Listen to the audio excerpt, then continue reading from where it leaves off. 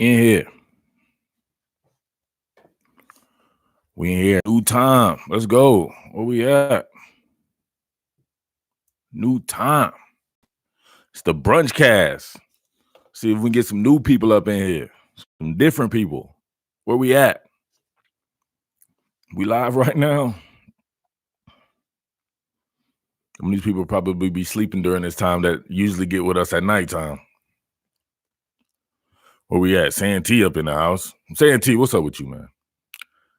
What's wrong with my boy Santee? Santee always guaranteeing stuff that he don't revisit his guarantees. Santee, what was your guarantee? I just talked about on the Patreon site, which is patreon.com/committed to the G for you Georgia fans. Santee, what did you guarantee before the game? What up, Phil? Maurice, what up? Leonard in the house. Remember, wipe your feet before you come in. Let's get it, baby. Wipe your feet. Hit the thumbs up. It's like wiping your feet when you come in. Ray Train's in the house. Errol in the house. Hit the thumbs up button, baby. It's like wiping your feet. Be respectful of a man's house when you come in the door. Byron Lewis in the house. Andrew in the house. Carlos in the house. Let's go. Let's get it, baby. The ratio should be higher. Hit the thumbs up button. It's like wiping your feet before you come in another man's house. Maurice says Clemson is still king to answer your question. Sean Forsyth in the house. What's up with that name? Sean Forsyth. Well, explain that to me, Sean Forsyth. Are you Stone Forsyth's alter ego? His alter ego, well, now actually that's just his identity. It's Stone Feet Forsyth. The Truth's in the house. Phil's in the house. Young Coke in the house. James Glenn in the house. CU Time 67 in the house. JD in the house. Down South Georgia boy in the house. Aaron Pennington in the house. Tony B in the house. Where we at, baby? It's short for LaShawn. Oh, okay. That's weird that you would be LaShawn Forsyth and there would be a Stone Forsyth, the left tackle for Florida. That's gangster. Tony in the house. Where we at, y'all? Where we at? Wiped my feet and took off my shoes. Dang. How can you take off your shoes? What would be the equivalent of taking off your shoes? I don't know about that. Thursday morning, Levi in the house. I'm shouting everybody out, baby. It's like it's definitely a smaller group than it is when we do it at nighttime. Danny Ramos, Tony. Phil says super chat. Nobody super chatted. What you talking about? How you gonna tell somebody else super chat when you ain't super chat? Where we at? He's putting on booties. Whoa, it sounds like you may have a little splinter in your tank. You got to empty that splinter in your tank, baby. It's before noon. You shouldn't have splinter in your tank. First time I saw that on the depth chart, I had to do a double take. I'm all dog over here.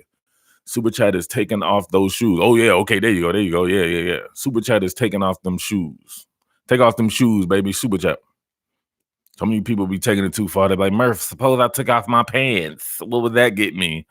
That would get you booted. All right, where we at? Let's get some questions going, man. I'm all ears today. Santee, where was it at, Santee? What'd you say?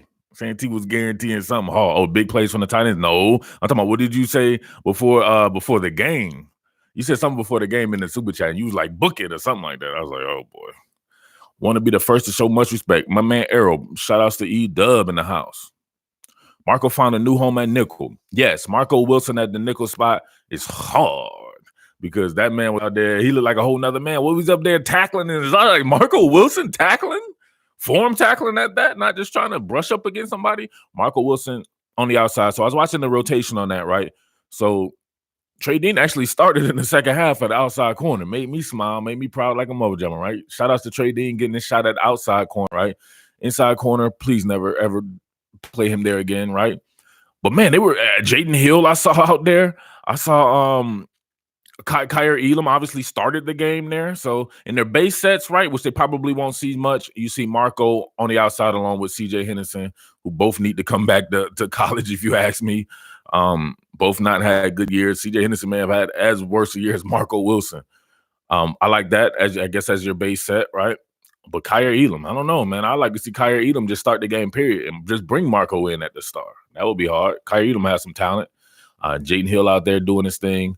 But Trey Dean was out there, man. He didn't look too bad. Where we at? Phil's in the house. He said, "Got you, Murph, taking them shoes off." Aaron took off his shoes. Arrow took off their shoes. Phil took off their shoes. Everybody else still got shoes on. They just said they wiped them. Is that good enough, Murph? Yeah, you get some mud up on my carpet. You know what I'm saying? What we doing here? We're gonna have to go down to the basement and get it cracking like Corrupted Tupac used to do in the hotel, they said. Oh, pause. I don't know what y'all talking about. They used to fight in the hotel. Where we at? Yep, Marco was tackling. That's hard. Oh, what happened? Santee already. Oh, he started cheerleading. Just ask your question without cheerleading, bro. Then Santee will let you through. So it's just me and Santee up in here. So Santee about to really get it cracking. What up, JBE? James Glenn said bunch sets. What that mean? Jordan, need to more brunch sets. Oh, yeah, that's what it is. The BrunchCast, baby. They need to run them brunch sets. Do they need to run more bunch sets? I guess so, man. Sometimes the bunch sets can be slow developing, right? You want to get more explosive and everything like that. I think Georgia's fine if we're just talking about quick game type stuff. You want to run the bunch sets, probably going to be more slow developing plays. Just spread them out. Try something new, right? 10 personnel. I talked about this on Committed to the G. You guys want to go check that out right there. I even went and looked at the San Francisco 49ers and their ability to involve a fullback in a zone-based blocking scheme. Check that out, patreon.com/committed to the G. And I talked about it on a podcast a little bit as well over there. Bunt says, yeah, definitely. You know what I'm saying? Throw that in, sprinkle that in there. But I just want to see more 10 personnel. Let's take the tight ends off the fields if you're Georgia and try something new, right? You're going to keep touching the same stove top. Don't be touching them ceramic stoves. You won't learn the hard way. It don't look like it's not the same. Like when you have to put the little thing on it and you can see that it's hot. The ceramic stove, you just don't know. So, but yeah, you just gotta try something new. Why do you need Ethan Wolf out there? Why do you need Charlie Warner out there? And why not have Kyrus Jackson and Demetrius Robertson and Lawrence Cager, George Pickens, and these guys all on the field at the same time, right? Dominic Blaylock. Try to threaten defenses that way. Try something new. I don't know. Man, somebody got timed out. Come on, man. It's too early to be getting timed out. Oh, you talking about? Come on, fam. Hey, I think this dude right here was talking that trash earlier too. I have a really good memory. I think timing him out won't be the move. I think he may need to actually go. All right. Conceptual question. Why do defenses ever use prevent or loose zone when it seems like it always fails? I'm new to studying the art of football. I don't know, man. My thing is play football. What's studying football going to do for you? That's what I always think. I've never studied football. This is shit that I did when I played, right? So I think there's only so much you can get from reading another man or hearing what someone else says or whatever like that. But to answer your question or whatever like that, it's not always a fail. You're just hoping that eventually time runs out, right? They can't hit an explosive play on you. You're hoping you make one stop, right? Or you tackle enough to where you can run a clock out. Well, some people don't know how to do it correctly, or when they do it, it ends up maybe generating a more explosive play than you would think. And some of these teams are getting smarter, man, and they're breaking off these long runs with it too, and not being afraid to do that. So there's room in the game for some of these zones. They're not going to call them prevent, right? It's be more like cover 6 or cover 8 type zone deals, right? Normal prevent is defenses where you would literally probably take somebody even from the offensive side of the ball and put them out there and just put them way back just in case they have to throw something long. Maybe you have somebody out there that can catch it or something like that. I'm talking about like 4 deep coverage, right? Like 4 men spread across the zone, 25, 30 yards down the field. That would be prevent defense. These guys go to these soft-ass cover 6 type drills right there, and they just don't know how to play it, right? Because you're going from playing more man the entire game and then playing it. Maybe if it was a team that normally played it a lot, they would be able to compete in that manner. But you're asking somebody to do something that they haven't done all game. First and foremost, they have to read different keys. Your depth perception is different, all kinds of stuff. So that's where it would be. What's up, Devon? I love when people ask me a question and somebody like JBE tries to answer. Like, JBE, you're on my channel. I'm pretty sure they're not talking to you, bro. Like, what are we doing here, JBE? We know you're weird and everything like that, but come on, fam. What'd you say? You thinking about doing a Patreon for the Gators? I can't say that I'm thinking about doing a Patreon for the Gators. I can't say that I am at all.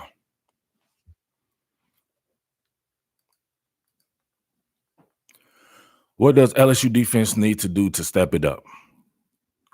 I just think that it's just a dearth of talent there, man. Not enough depth. Eventually, it wears down and everything like that. So, I don't know if LSU is going to be able to do anything different. To be honest with you, the shape of the team now is the quarterback. You never worried about an LSU quarterback. People are worried about the offense. Everything's dealing with the offense, and that's just what happens to these teams. Now you see the plight of Oklahoma and these teams like that with great offensive production and great offensive skill players. I think it just your defense takes a back seat to that in the entire program. They're walking around, the offensive players walking around getting all the love and this and that. That's just what it is, man. That sets the tone for the entire team. When the defense is the marquee and it gets all the love and that you can just see that take shape and reverberate throughout the team. So I doubt it's going to be anything different. Does it need to be? LSU still beat everybody's ass. Which would be a better matchup, Clemson versus LSU or Georgia or Clemson versus Ohio State? Let me read that again, Maurice. Well, the ultimate matchup I would love to see obviously would be Clemson and LSU, right? If that's the best offense, perhaps against the best defense. Georgia could have perhaps the best defense. I would like to see LSU against I'm gonna be honest with you, probably, you know what, LSU and Georgia, right? I'll be honest with you, LSU is defense like that. I think Clemson would be a bad matchup for LSU. I really do. I think Clemson can do everything LSU can do on offense, except it has an exponentially better defense. So LSU versus Georgia is the matchup we're going to see, and that's pretty much strength on strength because Georgia has a poor offense, LSU has a poor defense. Run it like that, right? But when you get past those phases, whichever team gets past that, I think some of these other teams could be bad. Clemson's a bad matchup for Georgia. Clemson's a bad matchup, in my opinion, for LSU. It can go blow for blow with LSU. LSU's not more explosive than Clemson. It does not have better offensive personnel than Clemson. If anything, you would give the edge to Clemson even in that department, right? I think Clemson's offensive line might be a little bit better than LSU's offensive line. Justin Ross and T. Higgins and Amari Rodgers and those guys are still there, and Joe Ngata and these teams, and Travis Etienne at the running back position. They're pretty much LSU seemingly with Georgia's defense, if you get what I'm saying there. But don't leave out Oklahoma, right? Well, why are we leaving out Oklahoma? Oklahoma gets through its gauntlet. It's a mother too, right? Its defense has been playing at least around a top 50 type defense, and it is still the most explosive offense in the entire country, right? If statistically speaking, it is even more explosive than Clemson and LSU. People out here sleeping on the defending champs. Yeah, that is crazy. Justin Ross is serious. So is T. Higgins, man. He's not. I believe T. Higgins probably killing Justin Ross this year. In stats. Don't forget about him. And Amari Rodgers is explosive as hell. And of course, they're going to be the best coach team out of them all. So you got to give respect to those guys. Does Georgia use counter with pulling linemen in the run game? No. Should they? Yes. How many teams have tested Clemson's defense? We're going to do this every year. We're going to do this every year, bro. We can say that same shit last year, and guess what happened? I'm still waiting for someone to test. Alabama didn't test it. And Alabama arguably was the best offense in the country last year, right? Did it test Clemson's defense? So I don't know what to tell you. T. Higgins is a faster Justin Ross. You think T. Higgins is faster than Justin Ross? Man, I don't know about that. Straight speed for speed? It might be a push, if anything. Clemson lost some guys on the D-line. Clemson's defense is still probably number one in the country. What are we talking about? You're only focusing on them. Stop focusing on what they lose. Focus on what teams bring back. And don't say guys. Name these people. This is how I know if you know what you're talking about. You can name the people. I can still name the people that are there at Clemson. And these guys played a lot last year. They lost the marquee players on the defensive line, but they brought back everyone in the secondary that was marquee outside of Trayvon Mullen. Everybody else is back. What are we talking about here? And they already had Xavier Thomas and these guys and Albert Huggins and all these guys. They already played. Like, come on. Got to ask Bama who the fastest. I'll wipe them feet. There you go. Wipe them feet. Let's get it, baby. Hit the thumbs up, man. It's like wiping your feet when you come in. Take your shoes off, too, man. That's super chatting. They say when you take your shoes off, it's like super chatting. That's the Lawrence Farrell. Yeah, those are pretty good, man. KJ Hamler and Xavier Thomas. Who the hell is that? KJ Hamler plays for Penn State. What do you do with Xavier Thomas, Caleb? What do you think about UGA A&M split process? What do you think about UGA versus A&M split process? What are we talking about here? This sounds like some baby, like it's like elementary school, like football talk. Like, why are we talking about this? Like, what does this mean? UGA versus A&M split process. What about them? Don't do that. I'm just asking him a question, bro. Don't hide him or anything like that. I'm just asking him a question so he can help himself, like, look smarter than I think he's looking. Like, what about them? You're literally asking about a set. Like, what does that do? Don't time them out, Santee, on stuff like that. He didn't do nothing wrong. Just saying, like, what are we talking about here? Can you not untime people? Isn't there a KJ on Clemson D-line? Yeah, that'd be KJ Henry. He probably not worth mentioning, though. At this particular point in time, they have guys beyond that. Justin Foster. He's somebody you need to mention. Prison Line Services best channel on YouTube, hands down. What up? Let's get it. He just wanted to name a set. That's what I'm saying. You just name random sets. It sounds like you're trying to be smarter than what it really sounds like. It'd be like if I went up to a doctor and I was like, medulla oblongata. Yes, medulla. He kept asking the same question. Oh, I'm sorry. Okay. Yeah, don't ask the same question over and over without super chatting, especially if it's something he wanted to sound like a football head. Yeah, I get that all the time. People be asking me shit. I'm like, this shit sounds like elementary school. Why are we talking about this? But they be like, I learned something, Murph, in my study of football. Medulla oblongata. King MJ, what up? Justin Foster has been playing like a man-child the last few games. People don't know who Justin Foster is. They know who KJ Henry is because he was a five-star. Like Caleb know who he is because Georgia wanted him, and he was a five-star. KJ Henry is not worth mentioning before Justin Foster. Y'all need to see the crib that Sunshine lives in at Clemson, indoor b-ball court. Why are we calling this man Sunshine? Do we not have creativity in life? Every long-haired white dude is going to be called Sunshine. Then what are we doing in life? And you wonder why you dudes don't got no chicks. And they be like, damn, this dude lame as shit. 100% chance of rain at Athens Saturday. Does this give either team an advantage? Both teams are roughnecks, so I don't think it gives either team. Both teams got, pause.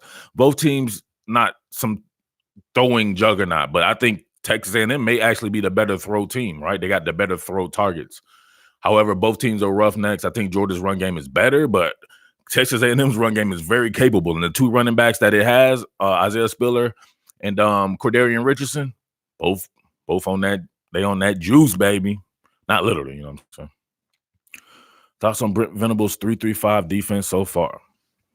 I think that may be overblown. When I saw the sets, they were still playing a lot of the 4 sets, right? I think in certain games he went to that to kind of combat stuff like in certain games, but they don't just do that. They're not just doing that. So the certain defenses that they do, when they do that, I think it's pretty good, whatever like that. But you wouldn't want to always do that. You start playing, if you're playing against a team like Georgia, you're going to run a 3-3-5. What's that going to do for you? Oh, Santee, own it. Don't, you know what I'm saying? I know that you ain't never probably seen this channel before and you wanted to come up in here, but learn the scope of the channel. We take it 1 week at a time. We don't predict shit far and away. It's not even close to happening. Where we at? Let's go. Ohio? Somebody said Ohio? Brent used that to set to allow his defensive line to grow. Logan Rudolph and Chad Smith been balling too. Surprisingly, they have been balling, for sure. Not surprisingly on Logan Rudolph's not so much.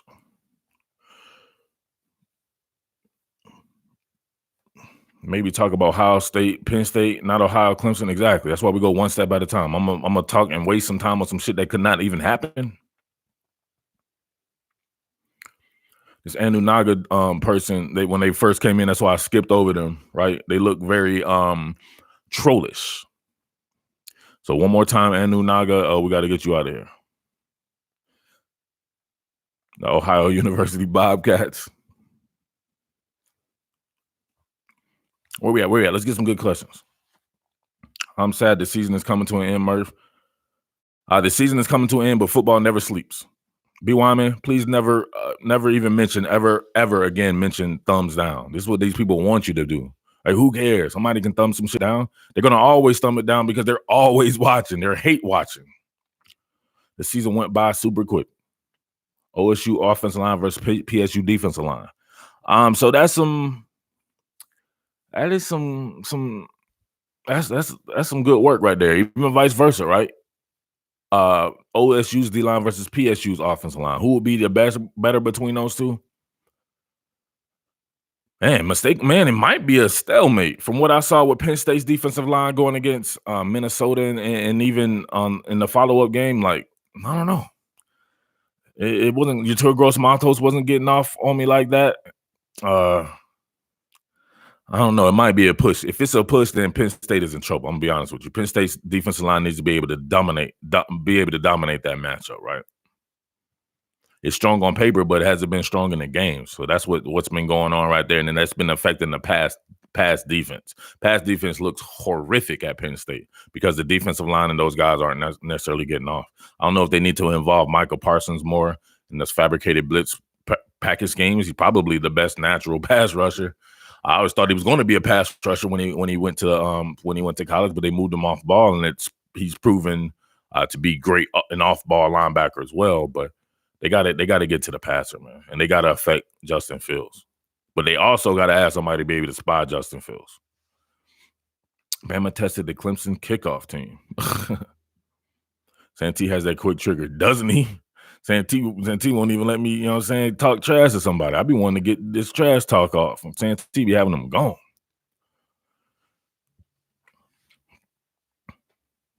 All right, Brian Knuckles, you're in the wrong track, bro. We don't do that bullshit ass fanboy shit here. Somebody get Brian Knuckles the hell up out of there. Nope, Santee don't play. But Santee, read that, Santee, and tell me what you think about that goofball shit. I want to see how OSU DBs defend Penn State receivers. You mean receiver? Is KJ Hamler gonna play? KJ Hamler plays, then I definitely want to see that for sure. But I want to see how they defend that tight end. That's what I want to see. Can they affect that with Freiermuth? Right? Can you match Freiermuth up with get him on Tough Borland, or you get him on? That would be hard. You can get him matched up with Tough Borland or Pete Werner or Baron Browning or somebody like that. I doubt they'd be able to match him up with Malik Harrison at the middle spot. But Freiermuth could have a field day against Ohio State's defense, right? Because you can't then you really got him up out in. Yeah. Any thoughts on Austin Kirksey transferring to UGA? Chris, man, really? I think people.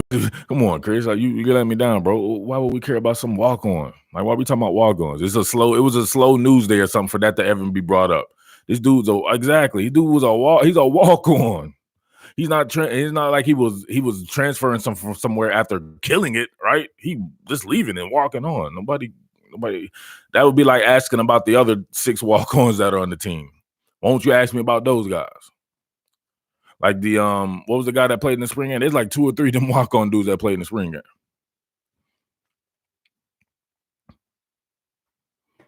That's the thing about this. Like, people be starving for like information and everything like that, to where even shit like that'll be like I was told that shit, and my first thought was when can I eat lunch or some shit like that? Like, oh, that's his burner account. No, that's Chris Shields. We know Chris Shields. He was a member of the site for a hot second there, and he's been a member here, committed to the top billing for a long time.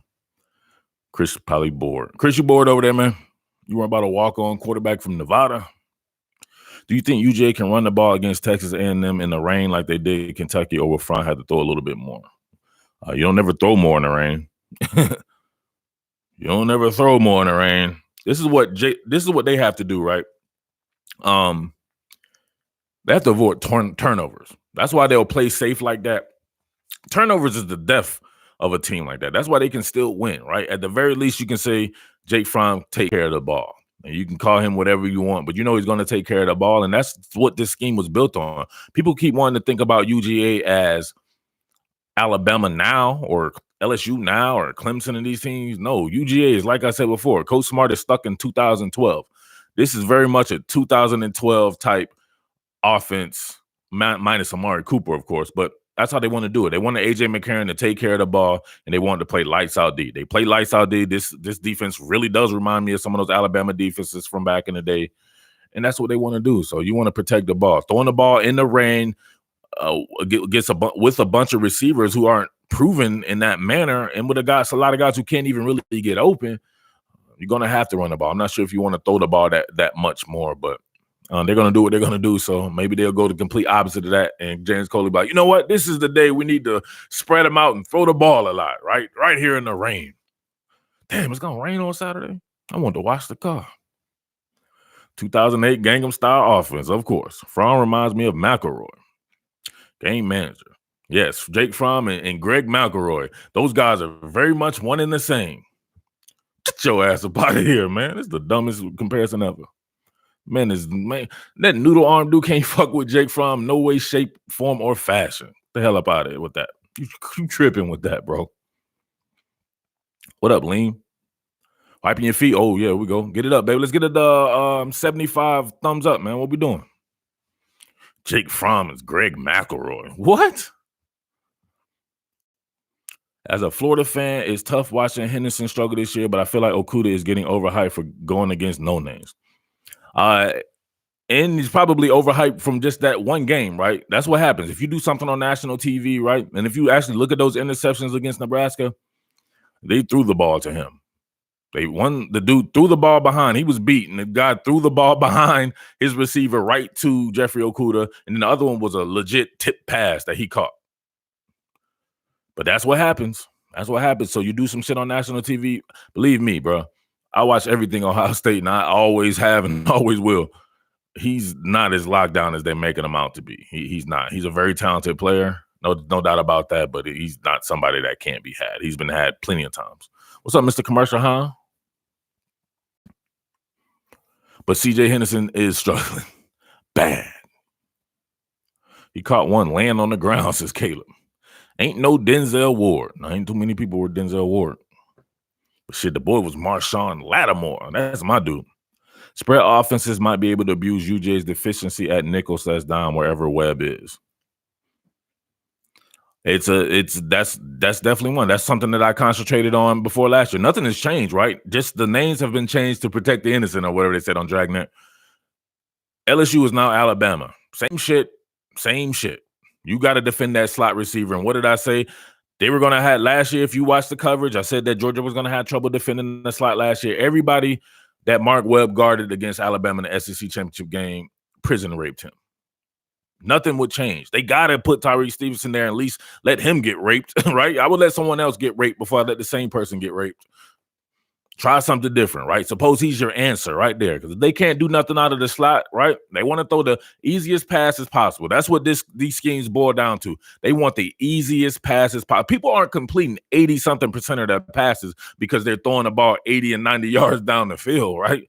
No, a lot of their passes are littered over the middle, which is your easiest throw, right? Over the middle throws are your easiest throws. Don't let anybody else say shit, anything else, right? Some of these people be like, why can't Georgia throw over the middle?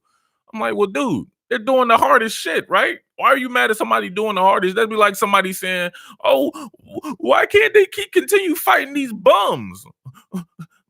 But he's fighting Deontay Wilder every week. Like, what are we talking about here? You know what I'm saying? So they're going to be throwing over the middle. They want the path of least resistance, and that's how they do it. They continue to move the chains on you. It's frustrating. They're throwing the ball over the middle. I charted this shit. Y'all saw it, right? I'm not doing anything and making anything up. They're throwing the ball like 7 out of 10 times over the middle. And it's easy. It's like wide open middle shit. That is one of the best schemes there is. You better thank your boy Joe Moorhead up at Penn State for bringing that shit there. Eventually, somebody will have the personnel, though, to defend it, just like Clemson had against Alabama. And to a certain degree, Georgia had against Alabama. So perhaps, how soon can we sell to the channel membership? Oh, it's not available right now. I asked the damn people in the group me chat. It should be right there. Somebody check on one of the videos or any of the latest videos. Just say join and subscribe. Right where that subscribe button's at, it should be a join button. I thought it would already be there. I can't see this shit because damn, man, my people in the group me letting me down for real. Oh, it's there already? Well, there you go, SB 4432. You can sub now. Let's get it. Let's go. We can sub now. All right, we'll talk about that. Join and sub is there for sure. Tony said it's there. Everybody know it's there, but nobody clicked on it and sub. What's up with that? I can't wait to see these next few weeks. Me too, man. I know it's less teams and all this and that, but you're down to some really good matchups, though. I will say that. Some really intriguing matchups. I don't know where this shit'll go. But I'm being honest right here. As I sit here right now, I'm not totally sure. Uh-oh. Look at that. Aaron Pennington is a member. It says, look at that. And see, now look what you got when you a member.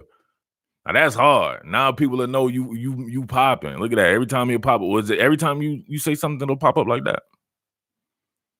Real men watch to the end. That's hard. Thank you, Aaron Pennington. You obviously you're the first member ever of Top Billing. You a Top Billing soldier. Was not aware of the join button. It just happened. It just happened literally within the last hour. Okuda is going to get exposed in these next few games and in the playoffs. Ooh, boy. Y'all got a football group me of people that actually understand football? Yes. Oh, Danny Rose says, Splendor just joined, love the content. I'm confused. How does the Splendor thing? Oh, Whitey Panda is a member. Let's get it. Hey, do the Splendor thing again, Danny. How do you do that? Do you just say Splendor, or does it like an option to put the Splendor out there? So, hey, listen, so now when somebody says something weird and you remember, just throw that Splendor up out there. You see the little Splendor thing? Brushing off his feet. How's it going today? What up, Travis? Is going pretty well. Stevenson has a start over Webb. All the bully does is make plays. I love playmakers, man. Y'all need to put me in there. Can't stand some of these people, man. Bro, you never even super chatted before. How you gonna be in a group me? And these group me people, not only do they know football, they paid. You know what I'm saying? They balling. Literally you don't see it. I'm confused. Update the app. No, it should be on a video. Any video that you click on, like if you have to subscribe, it is right next to the subscribe button. It's an emoji option. Well, you don't want it to be an emoji option? That's what it should be. Splendor. When somebody says something and that's going on, Splendor under the super seat. That's only available for members. I'm gonna get more of these or whatever like that. I just wanted to try something out. B. Wyman in the house. We got another member. Let's go. So do I have to unsubscribe Murph because I can't see it? No. These guys are subscribers too. Why would you have to unsubscribe? I think you B. Wyman is obviously a member, right? He did it. I'm confused. I think you need to just click on one of the regular videos. Levi Kell is a member. Let's go. We getting it in, baby. It's hard. All right. So what we're gonna do is that there's a specific one, right? A $24.99 membership. I'm gonna have a live call-in show, right? It's not gonna be on the YouTube. It'll be a live call-in show to where some of you guys can come in and host with me or whatever like that. But we can just sit there and talk ball, and you can, you know what I'm saying, talk ball, right? We can get to hear you actually talk ball and talk like that. So for $24.99, we're going to be starting that, guys. The guys who are my Georgia group me will automatically be in it, of course. So I take those guys wherever I go, and we can get it like that, man. It's going to be hard. I may think about adjusting that price, but I don't know. I don't want these goofball type people to try to be up in there, right? So this will be an invite only thing, right? This will be behind the scenes, and I'll give you the link to where to get into this call-in show. Leon Marsh, what up? Dog's gonna run that third draw play Saturday. You love the draw play. Hopefully they get that draw play popping for you. That will be hard. But they're gonna be running. How many of these Georgia people out there gonna do the James Coley Fitness Challenge? Where every time he runs the ball up the middle on first down, you got to do 10 push-ups. Corey asks, is that Hayden on the shirt? What are we doing here? Are you super new? Are you super new, my man? Somebody tell this man what's on this shirt for everybody who's been here the past month, at least. Yes, I know who Joe Hayden is, bro. I'm saying. You must be extremely new if you don't know who's on this shirt. We've only been promoting it for a month. Fab Five, bro. Emory Jones. You need the link. What link do you need, bro? It's a $24.99 live membership here, right? So once I see that you're a $24.99 member, then I'll contact you about the show.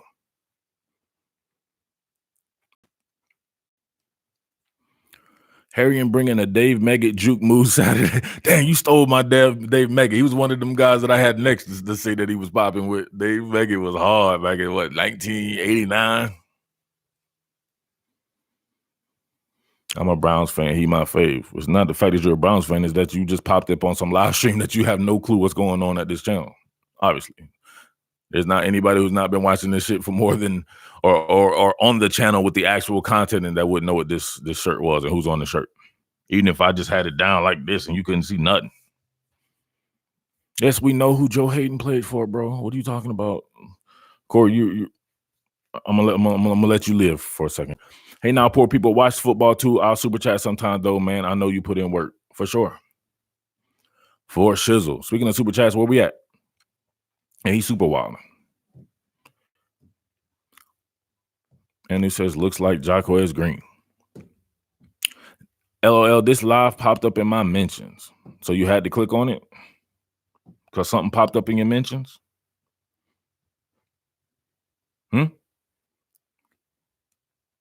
Pretty sure all kinds of stuff. You click on everything that pop up in your mentions, bro? Where we at? Let's go.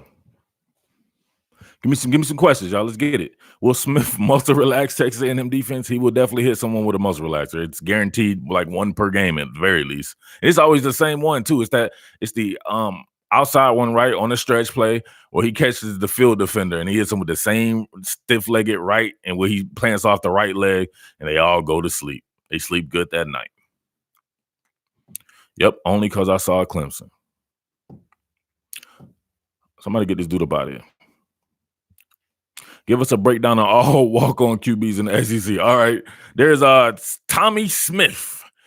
He went to Boise Tech, Idaho State College of Arts and Design, and he will be transferring to Mississippi. He hit Papo with the twister. Man, he put Papo on.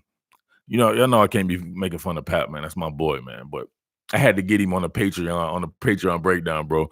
I was like, man, when you get hit with something like that, bro, there's no way in hell that you make a tackle the rest of the game. And I'm gonna be honest with you, somebody need to look up the stats. I wouldn't guarantee if Pap finished with like 2 or 3 tackles total. Pap got hit with a cold one, and you can tell his muscles got all relaxed. He was walking and running all slow and shit. Jay Lee, thank you. What's good? RT showing support. Let's get it.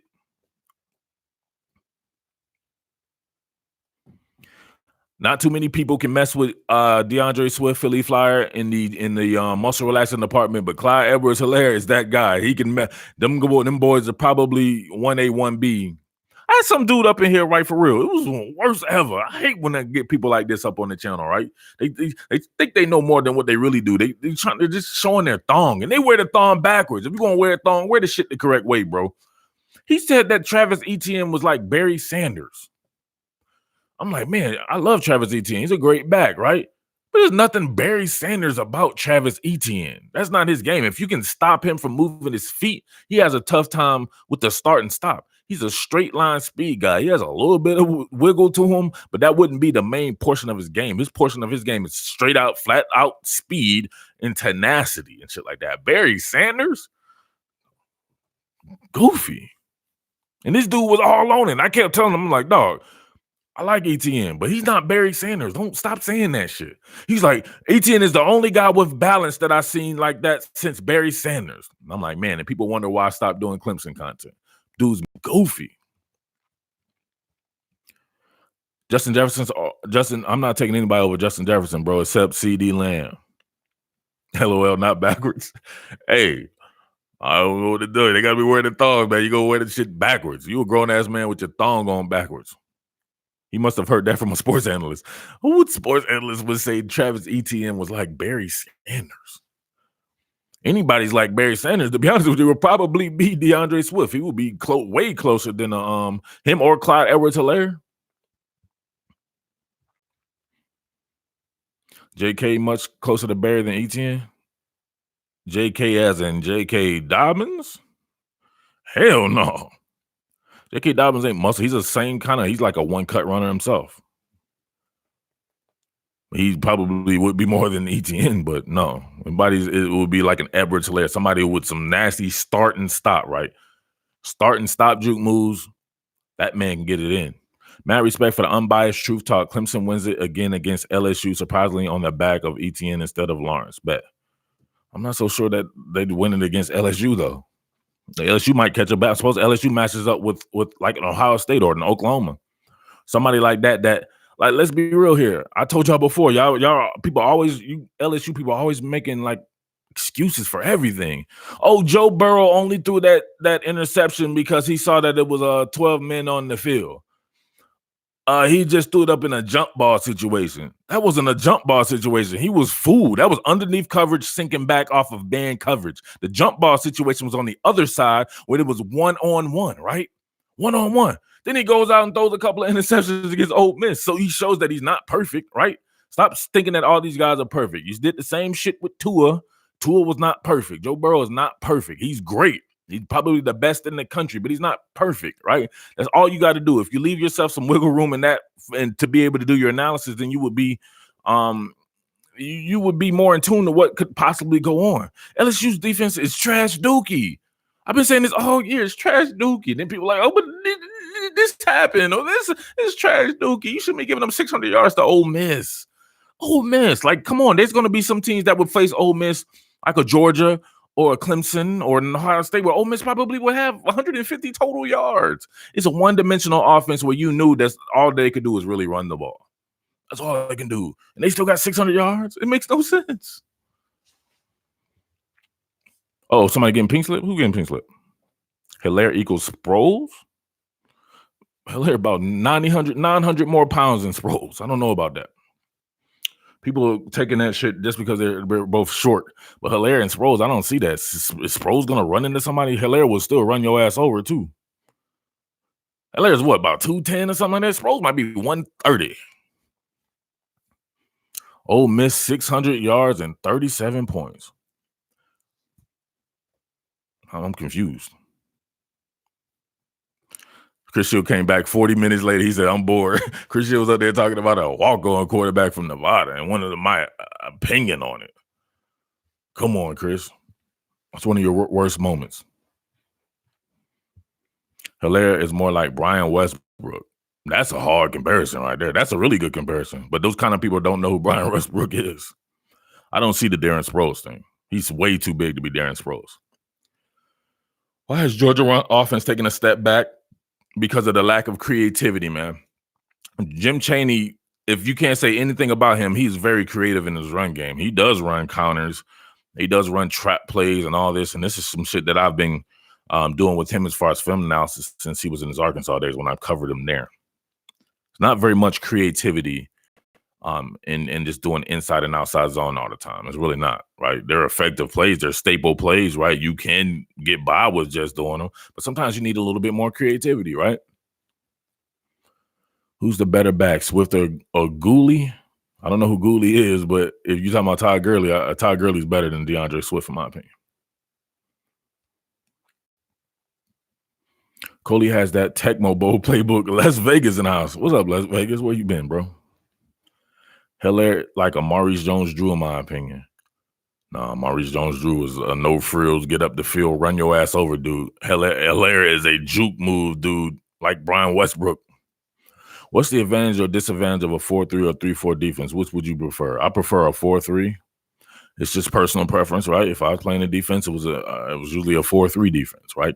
I think the advantages of a 4-3 is the fact that you have your edge players just getting upfield. Every once in a while, you can use a zone blitz, right? Where they're in a fire zone or something, and they back up and work a hook curl zone or something like that. But for the most part, these guys are getting upfield, and they're usually lengthy. You're usually going to get 6'5", 6'6" guys as your ends, right? So the sight lines are going to be a little bit different. These guys are going to be batting down passes. Then that really works, in my opinion, really good with 3 techniques.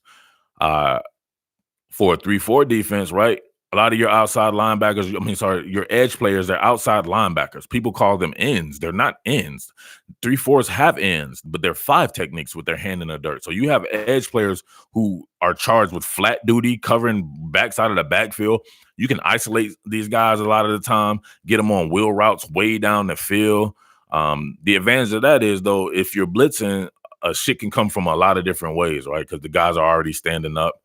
Probably some of your better fabricated blitz packages are from teams that are odd front teams, 3-4 teams and stuff like that.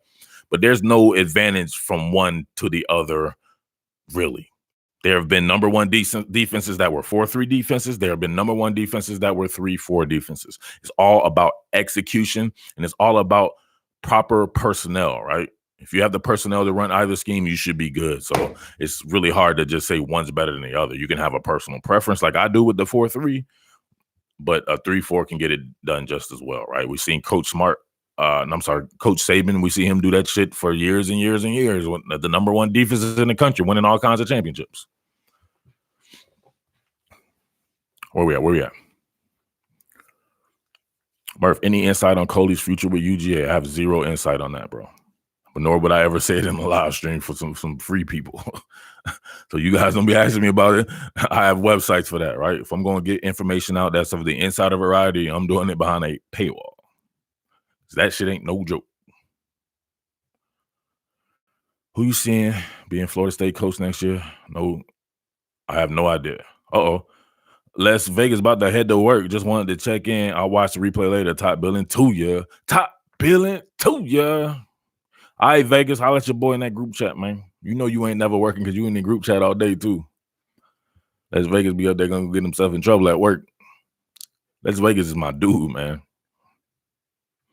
Tua Tagovailoa is going to the Patriots. Better happen, bro. It better happen, or we might have to pink slip you. If Georgia beats LSU, do you think LSU make the playoffs? Yes, LSU deserves to make the playoffs. It has tons of quality wins. They're going to add more OCs like they had with Chaney, another OC or analyst like Jay Johnson. There was another OC with Jim Chaney? What other OC was there with Jim Chaney? That was Chaney's offense, bro. So how does a defense decide whether to play zone or man? Seems like zone will be better against elite speed, but I'm not sure. Zone would not be better against elite speed. All right, because all they got to do is find out, avoid in the defense, take an angle, then they can take it upfield. Man to man is always good against those type. You want to get your hands on these guys and reroute them, but it's not. They're dictating, right? When you do your coverages, it's not really based on. It's not all the time based on what the other team is doing. It's what you want to dictate to them, right? That's why they say when after the snap with a quarterback, he's reading the coverage. You know what I'm saying? If that was the case, he wouldn't have to read shit, right? So you want to dictate to him and have him like, all right, what are we doing this time? So it's not really a decide. It could just be, I don't know. We're gonna run this on this play, right? We're gonna blitz on this play. We're gonna do this on this. It's I don't know. It's just a feel thing. It's not anything that's kind of cut and dry. Certain parts of it, maybe third down packages and everything like that. That's kind of premeditated stuff. But other than that, it's more like a feel thing. Or then it'll be adjustment thing.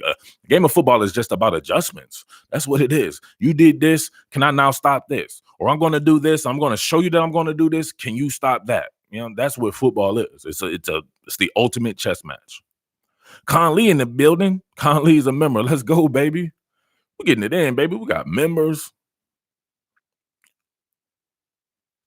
What else we got?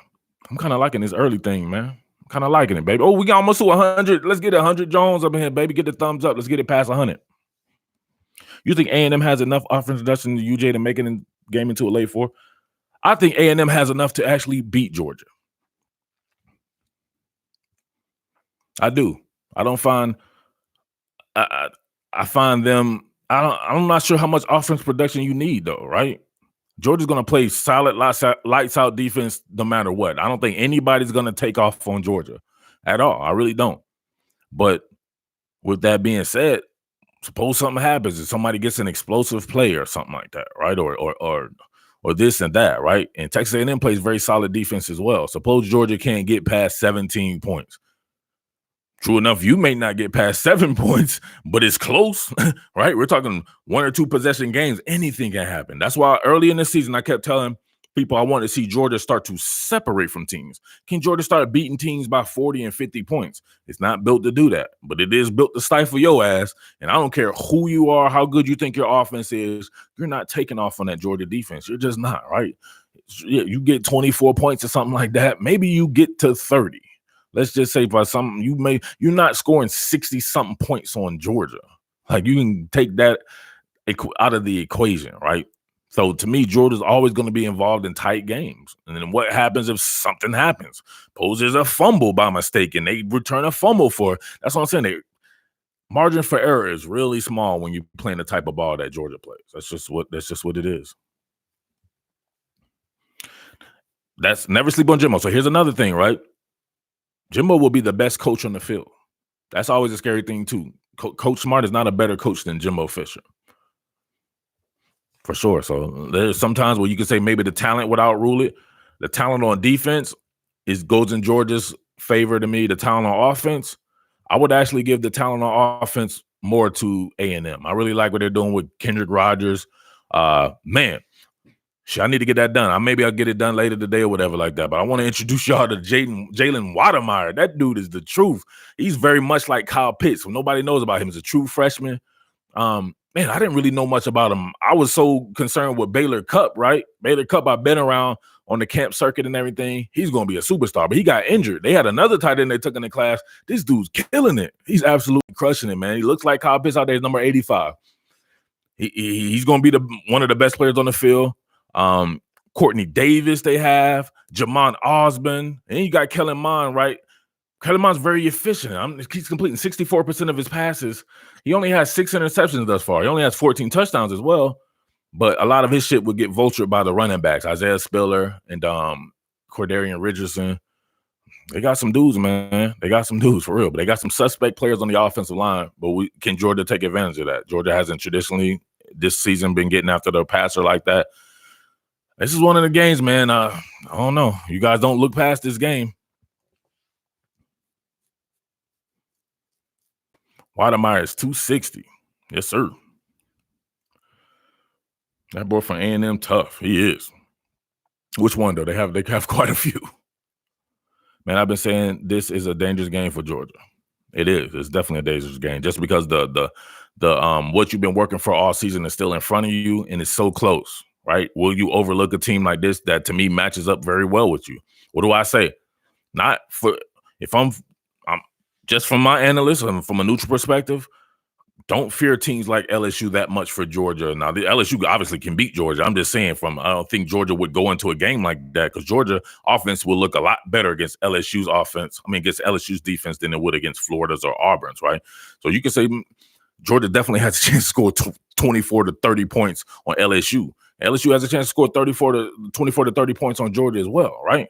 But a team like Texas A&M, these physical teams that are physical just like Georgia, that shit starts to be 14 to 13 and all this and shit like that. You never know what can happen. It could be one turnover. So do not overlook this Texas A&M. I like this Texas A&M team a lot too, man. I think it's a bunch of young guys. That's what the thing is. They were so young. They're starting to grow up. They're on fire right now too. So you're catching them playing their best ball while you're trying to find yourself on offense, to say the least. Oh, I like this, man. Look at these guys who are members. They stand out. They have a little badge. Look at Conley. He got a badge and everything like that. So make sure you're a member of the channel, man, so you can get it in like that as well. These guys are standing out.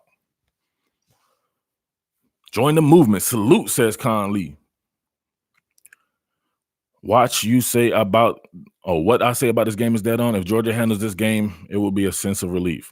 If Georgia takes off on Texas A&M, it'll set the tone going into I don't want to disrespect Coach Collins at Tech or whatever. That's my man right there. I'm gonna get Coach Collins on the live stream one day.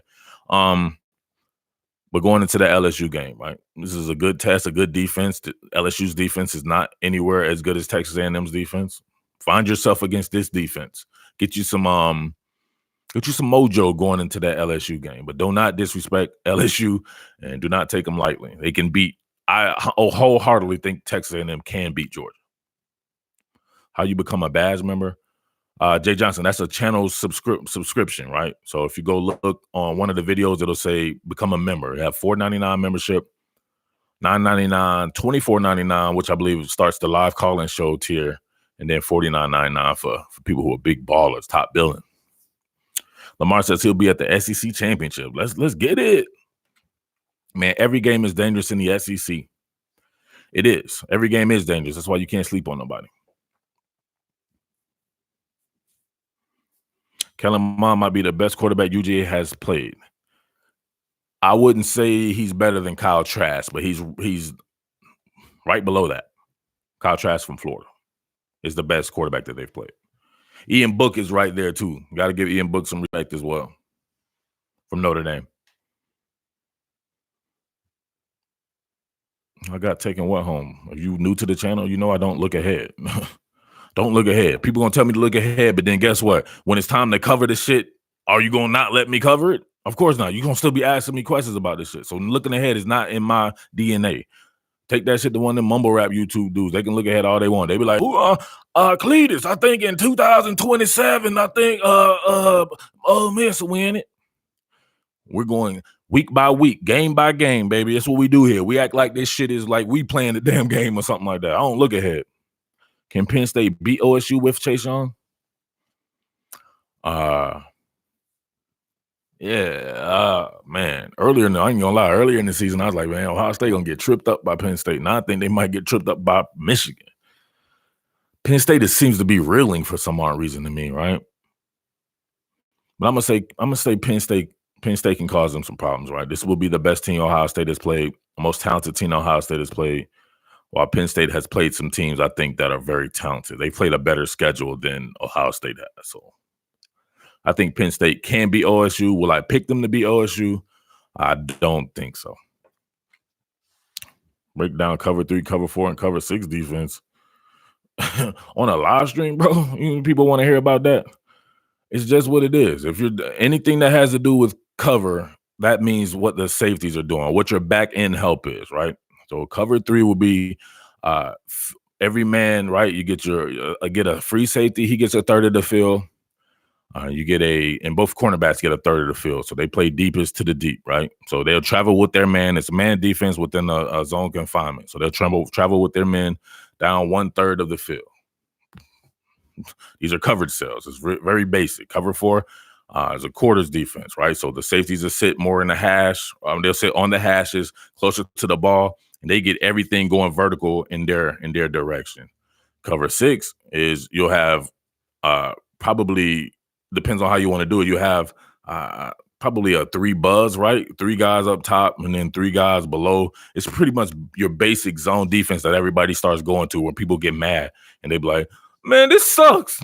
They're starting to get back into the game. That's because you've probably gone to cover 6 and everybody's covering. You have 6 guys covering an area of the field. So break that up however you want it, but just throughout that, you know that there is 6 men in coverage. Cover 4, 4 men in coverage, and they're breaking that up to a quarter of the field. 3 men in coverage for cover 3, they're breaking that up to a third of the field. Very simple, to be honest with you. If you had to pick Lamb or Justin Jefferson, who you picking? CeeDee Lamb. That's my guy. Chase Young needs to go train for the draft. Why y'all trying to push him to the draft, man? Y'all like LSU fans. They keep trying to push Clyde. They like, we love Clyde Edwards-Helaire. He should go pro. I'm like, you just want to see John Emery. Do you think Georgia have a defense to win it all? Because they have the defense to win it all. No doubt about it. No uncertain terms about it. The defense is a championship level defense. But guess what? You got to have some offense. I just want to see if you can make OSU break a sweat, fam. Just from a bid standpoint, not smart to look ahead anyway, besides all that you said. That's what I said. From a business standpoint, they're not going to let me still. It's not like I'll be like, all right, 15 weeks ago, I said this. We shouldn't talk about this game then. They still going to make me talk about that particular game 15 weeks later. So why look ahead? It's just a waste of time. And I'm always about business first. So you didn't have to say from a business perspective. Michigan been running quarter since Notre Dame. If they've been running a quarter defense, who's been the safeties, right? Is Dax Hill getting in the game? Michigan man. Who are the safeties at? Is it Martellus and Hill or Martellus and who? People wait all year for football to get here, and they can't wait to look ahead. Exactly. This shit is me, man. I'd be like, Dax Hill is playing. Ooh, Dax and who? Martellus? Is it Dax Hill and Josh Martellus? Yeah, Aaron. Think about that, man. All freaking year, all year. But then they be like, it'd be week 1. They be like, Murph, give me the Heisman winner. I'm like, really? This shit goofy. What do you think about the progress of Jackson Carman? I'll be lying to you if I tell you that I've been paying attention to Clemson like that, right? Once I told you before, you guys couldn't handle the coverage correctly. I let the coverage go. I have not been paying attention to Clemson. So I'm spot duty on Clemson. I will be obviously having to get on Clemson because they'll be one of the last men standing. So I'm going to have to play catch up on that. But just from obviously the little bit that I've seen, I knew he was going to be good anyway. So there's really not much to say about that. But we'll see how good he is. You're talking about the progress of him, but what's the progress? Is he playing against some dude from North Carolina State? Is it the same as in the playoffs going against Chase Young? Huge difference. So how much progress that these guys have made will be determined to me by when I see them in the college football playoffs. It's pretty much a 2-game season for Clemson.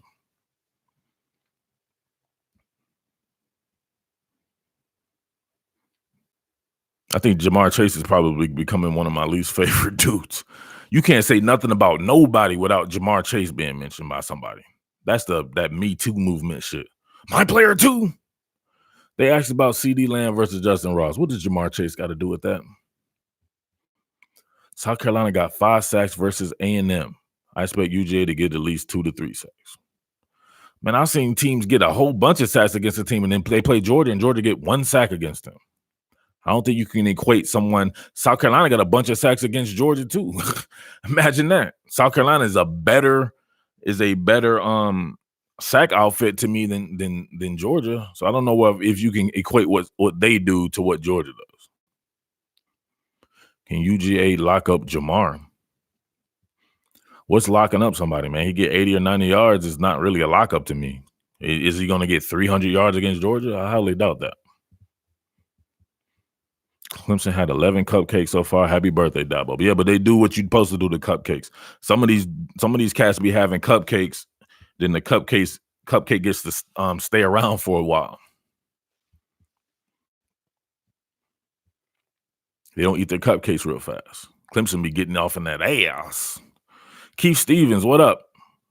Got a question with that? Thanks you for the support. Georgia averages 2 sacks a game. It really doesn't matter what someone else did. Georgia's pass rush is what it is. That's what I'm saying. Why are you going to equate what another team did to what Georgia? Georgia has not been getting after the passer. All that talent, but not getting after the passer because a lot of that edge talent is young. Clemson can't help the ACC is trash. Yeah, but even some of the guys that people was like, oh, Wake Forest, right? Wake Forest, 7 wins and this and that or whatever like that. Clemson prison raped them boys. People cannot apply the transitive theory to football. Exactly. LSU defense has nothing but NFL players. Why haven't they played like it? They have nothing but LSU. They have nothing but NFL players in theory, but some of these guys, right, they may be NFL players, but how far is Rashard Lawrence going? Like, is the NFL happy about Rashard Lawrence and Hoko and all these guys like that? Christian Fulton, has he played like a first-round draft pick? He's touted as one, but has he played like it? Grant Delpit, all-world, perhaps the best defender in college football. Has he played like it? Caleb Von Chasen looks good getting out the bus. Every time I watch him, y'all can say what y'all want. That man he's not the goods, in my opinion. I hate how we judge teams off of conferences as if they can control that. That is a great point, Alpha Dog. They can't control that. You know what they control, though? When you see them in the playoffs and they bust your ass, like they did Notre Dame and like they did Alabama. Christian Fulton has been doing his job. Why? Because he did his job against a team like Ole Miss that can't pass. Did Christian Fulton do his job against Florida, a team that can pass? Don't do that to yourself. Don't judge. Me and Coach K was talking about that. I hate fans that do that shit. If you're playing against a team that can't pass, your player's not playing better. CJ Henderson didn't all of a sudden play better against Vanderbilt. Vanderbilt can't pass, right? But when he played against Mizzou, a team that can pass a little bit, then he looks different, right? You got to go by the matchups, man. Don't do that to yourself. Christian Fulton playing against anybody thus far that could pass has not looked like a first-round draft pick. He's not. Go against all the teams that can actually pass, that have NFL players at receiver. Christian Fulton has not looked like that guy. Come on.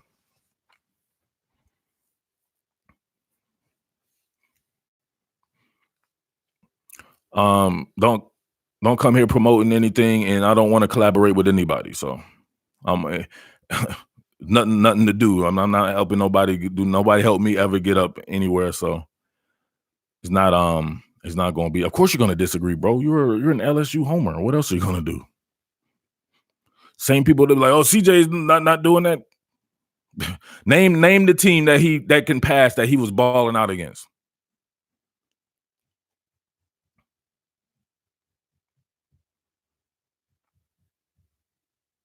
What do you think about Georgia has used James Cook?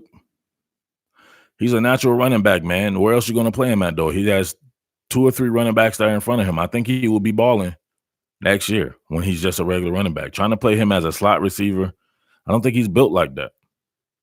He can do that. He could be a very good receiver out of the backfield, but him as a regular receiver, I don't know. He just has the way this turn, man. You got a couple of really good dudes in front of you, Brian Harrion and DeAndre Swift. If anything, get those dudes the ball. No, I don't do Twitter much, man. I got to be the only dude with a verified Twitter account that hate Twitter. I hate Twitter. Why do tight ends beat UGA early? What adjustments work? Why do they beat them early? Man, so when I go back and look at some of these, like Kyle Pitts in the second half against these teams, right? LSU did a pretty good job of bracketing him a little bit, or kind of vice covering him, right out the line, making him go to war. UJ didn't necessarily do that. I think that Dan Mullen just went away from it for Florida. I just think he's just went away from it. I don't know. It's just weird. He just wasn't targeting him that way. It's like they'll get 1 or 2 targets to him in the second half, and they'll be like, well, that's it. We got to do something different. I want to establish the run. I want to do something like this. It's like they really want to set the tempo, establishing like a Kyle Pitts, like they did against Georgia and like they did against LSU. But in the second half, man, he just goes away from it. It's weird. Super weird. It wasn't only Cole Kmet. Kyle Pitts what did Kyle Pitts end up with against Georgia?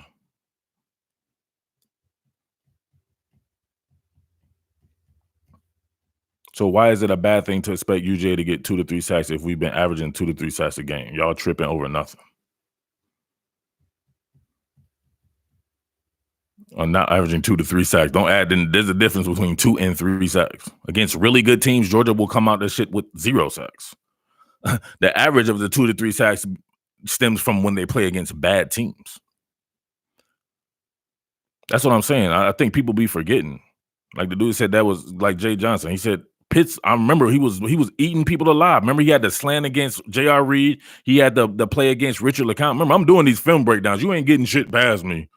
Not in these games. You can pick some shit that I'm not doing in the films. You're not getting shit. Pitts was doing Georgia in the first half. 4 catches for 78 yards. That's what I'm saying. And they were all in the first half. Then Jay gonna come back with it. He didn't do nothing. He almost had 100 yards in the first half. Only because you called me a homer. Otherwise, I'd let it go. Fulton allowed 1 catch against Bama. None against UF. He only allowed 1 catch against Bama. All right. Make me go back and do the film on you, bro. Make me go back and do the film on you, bro.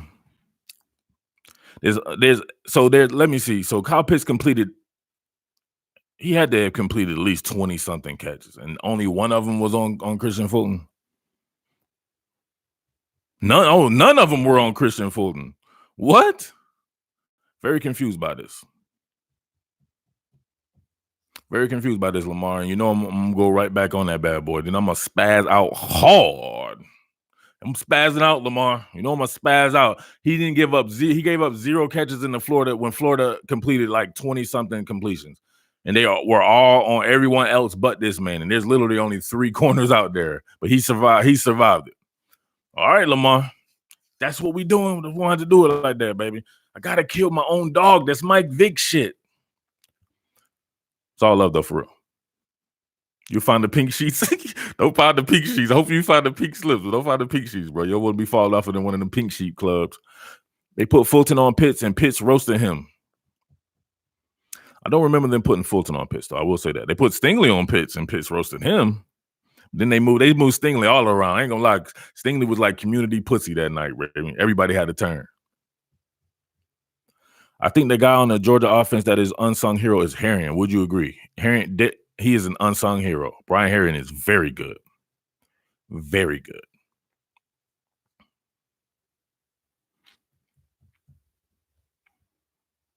Georgia ain't great at pass rushing. They're just better than they were last year. At pass rushing? Or OG Frank, you saying they're better last year than they were last year at pass rushing? Because they had a dog last year, right? DeAndre Walker, if healthy, was a double-digit sack guy. They don't have that this year. They have nobody that threatens for double-digit sacks. I'm promoting my new book called Top Billing Ain't Playing With Y'all Clowns. I am not playing with nobody. What changed with Stevenson? Look how he played against tight ends. The hell is Razor on the lockdown? Damn, bro, I can't catch that one. Y'all gonna have to, you know what I'm saying? Y'all have to transcribe that one for me. You're gonna have to rewrite that one, bro. I don't understand what that says. Will Herring get drafted? Man, will he get drafted? I can see him getting some love, right? I wonder if he'll get a combine invite. He may be a pro day type guy. Somebody might fall in love with him, man, and catch him in the 7th round. They'll talk him up very good. Herring with the head fake. He's like, you're head faking like basketball. Yeah, he can play special teams. Elijah Holyfield didn't get a look though, so I don't know. Elijah Holyfield ran like a 6 40-yard dash though. What part of Georgia defense is better this to you? You mean this year? What part is better? The rushing defense, right? I think they're very gap sound and they're extremely, to me, they seem a little faster than they were last year. But the run defense is the truth thus far. Everybody trying to stop UGA the same way. I think they have caught on to it. I also think they have played too many great tight ends this season to continue to be threatened by tight ends. Gotta adjust, man. All this sack talk had me look up who leads the country in sacks as a team. Pitt leads the country in sacks at 45. Maybe you got to study Pitt and find out why they're doing that over there. No. I'm a man say, no. Will not be wasting my time doing Pittsburgh, bro. Still like Jacob Phillips. I will always like Jacob Phillips. He's the truth. But he can't do it by himself. Josh just got here and he just hit the thumbs up. Let's get it, baby. Let's get it to 125 thumbs up. Let's go.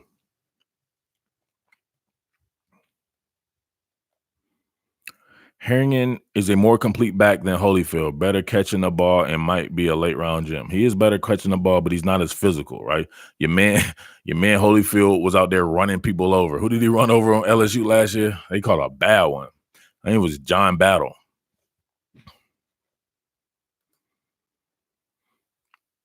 Zeus and Harrigan, Evisu versus Dickies. I mean, they both nice, but which one the sickest? Zeus and Harrigan? Why y'all keep talking about Zamir White like he doing something? I thought y'all would let the Zamir White stuff go for a minute now. He ain't been really doing anything, bro. He come in and get his little 3 yards or whatever like that. Conley said he can run over John Battle. Holyfield ran the same dude over twice. Now that's hard. You run a man over twice, you put him on, you muscle relax him twice, double strength muscle relaxer.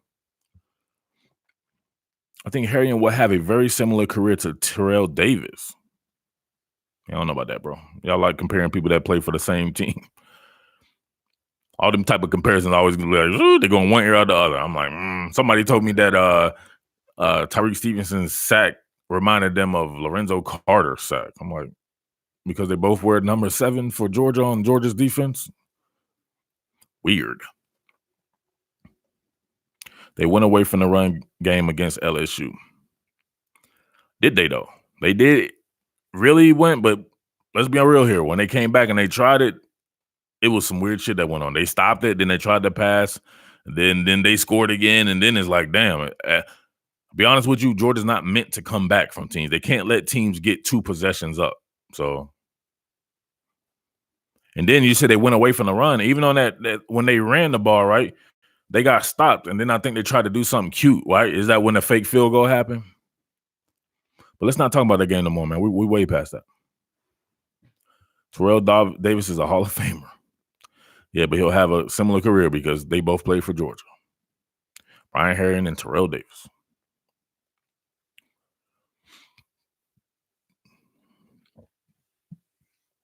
SEC title game could look very similar to the 2017 Rose Bowl. I don't Houseway. I don't, you know what I'm saying? That was a team with some explosive players on it, right? It was an explosive approach to football for Georgia for the most part, right? Sony Michel and all these guys breaking off these long runs. What's the longest run Georgia has this year? DeAndre Swift, what, like a 30-yard run or something like that? You dudes are breaking 60, 70-yard runs a game, every game. At the very least, they could be explosive in that manner. And you still had your McCole Hardmans, Terry Godwins, and people like that. So I don't know if Georgia could put up 40-something points. But if LSU's defense is that bad, maybe. Because Oklahoma's defense was definitely that bad. UGA better not let LSU score 40+ on them. LSU better not let Georgia score 40+ on them too. 62-yarder by McIntosh. Yeah, exactly. Against like Wee State. Ooh, wee. They playing a team from Paris. Wee State. If Vanderbilt scored 38 on LSU, I'm not scared. And they didn't score 38, bro. They scored like 20-something. The defense scored as well for Vanderbilt. You guys got to watch football. Stop stat scouting. Kenny McIntosh had a 62. Yeah, we know. I just said that. They played Wee State. Don't give me the runs against Wee State. Give me the shit during conference play. What's the longest run in conference play? Y'all know how I work, man. Don't be coming to me with some shit that don't compute and add up. I want to talk about shit that matters. My whole life is based on competition. Wee State is not if Kenny McIntosh is in the game, more than likely it's Wee State, right? Give me some shit against conference play teams, and then give me the team against the upper echelon type teams, right? LSU is still an upper echelon type team. So what were the longest runs against Florida, Auburn, Notre Dame, teams like that? 46 yards by Swift. There we go. He looked fast against Auburn, but he had a 20-yard run. It was a fast 20-yard run. Swift 47 against Mizzou. There you go.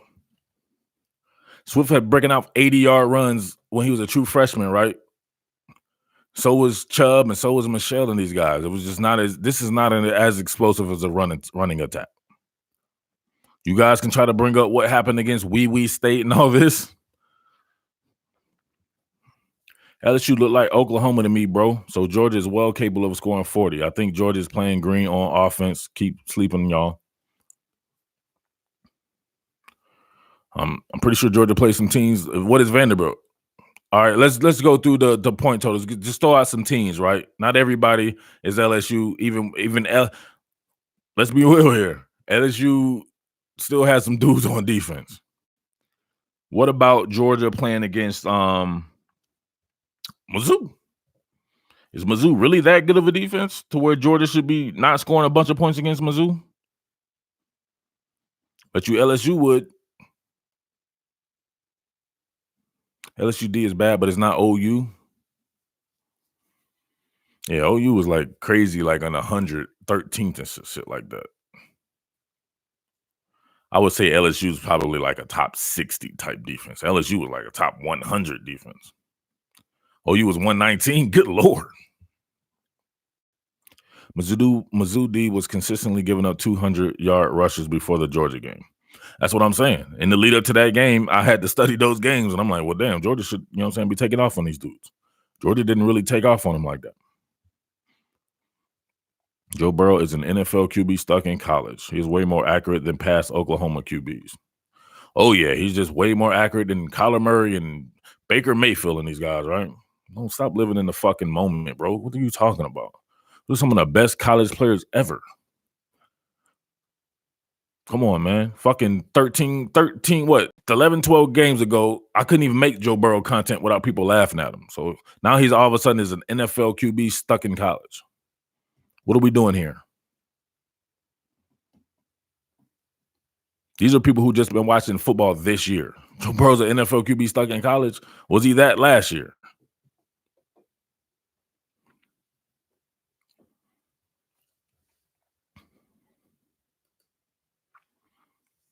Pounding up the sentence. You might have to yeah. You might have to pause that. Y'all got me cussing. I always cuss though. Why didn't Georgia still do two backs? What is two backs gonna accomplish? So you're trying to get explosive? Doing two backs doesn't make you explosive, in my opinion. Unless maybe it's one of those backs or a fullback. They need to get it more explosive in the passing game. They need more wide receivers on the field. They need less running personnel. What do you think? Why are we talking about recruiting right now, bro? We're really down to the meat of the fucking college football schedule. You want to talk about dudes who ain't even taking a snap in college yet? Dudes ain't probably finished their own high school careers yet? No! Do not ask me about nothing that does not pertain to what's going on right now. Unless you super chatted.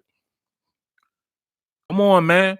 I'm trying to talk about football right now. You dudes, you live in fantasies. Got ejected deposit. Come on, man. Why you want to talk about recruiting? We're about to get in the freaking the championship games, about to pop the playoffs, and y'all should be geeked. This is football time. Wee State still have a football team? Yeah, they still have a football team. LSU versus UGA will be a good matchup. One team hot on D and the other on offense. That's hard. What are Penn State's chances against LSU? I think against Ohio State, I think it's a pretty good chance. They have a pretty good chance.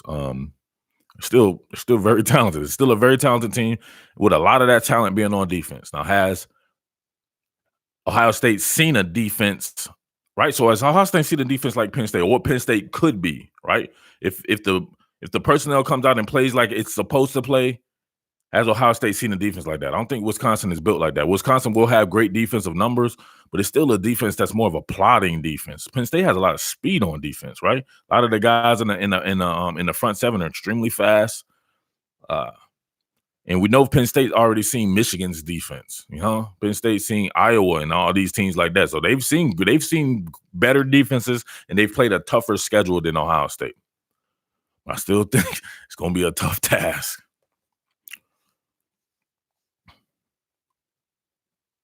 They're not running the Saints offense. Get that shit up out of here. Stop listening to everything you see on the fucking, or you hear on the announcers. Nothing. A couple of bunch sets or something like that. Now they're not running the same shit. You ever see Joe Burrow under center? How are they running the same shit? Huh? You ever seen back to the basket play action fakes from Joe Burrow? Y'all got to quit it with that. Y'all hear some shit on for some goofballs online or whatever like that, and y'all run with it. They're running the same Joe Moorhead shit that we done seen if you watch football before. That man studied up on the Joe Moorhead. They're running the same shit Penn State was running, right? There's a little bit of a change on it, right? It maybe brought some elements to it. But it's not the Saints offense. You know how many times I see Drew Brees on the center per game? A whole bunch. Back to the basket, play action, fake, side adjustment, all that type of shit. You don't see that man running a bunch of RPOs on the Saints and stuff like that. You guys got to stop repeating what other men say. Come with your own shit. I always empower people to come with their own way of thinking. Run the Alabama offense. Alabama was running the Joe Moorhead offense.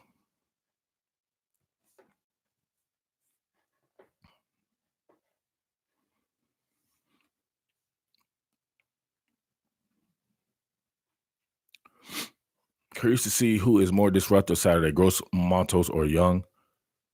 Man, I was probably Young. I think there's some holes on Penn State's offensive line. Well, Ohio State's offensive line has some dudes on it. LSU plays one half a defensive game.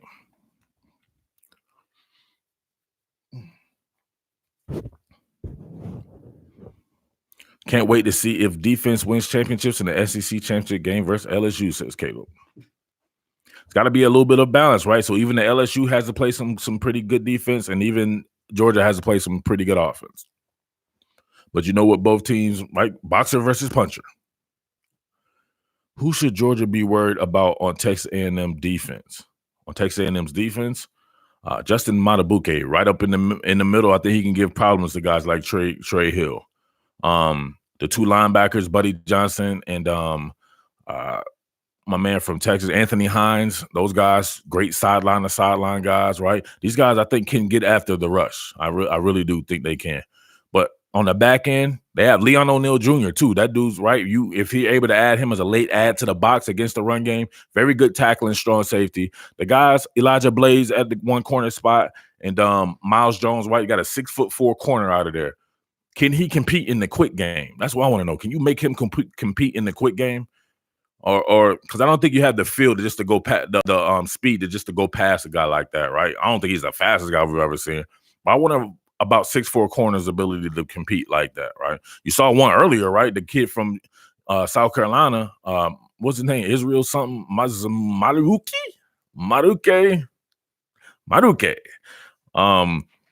And for the most part, right, he was just able to be there, right, for stuff to happen. Could Miles Jones do that for Texas A&M? But a whole bunch of dudes on there. DeMarvin Leal, right? DeMarvin Leal's on the team. Bobby Brown, like there's some dudes, man. Divinity won't play to the national championship if they make it. Divinity not eligible to next semester. He withdrew from classes. Damn, what? That's why you shouldn't allow kids to make momentary decisions. Mukamu. Whose running attack is more deadly, UGA or LSU? I'm very confused by that.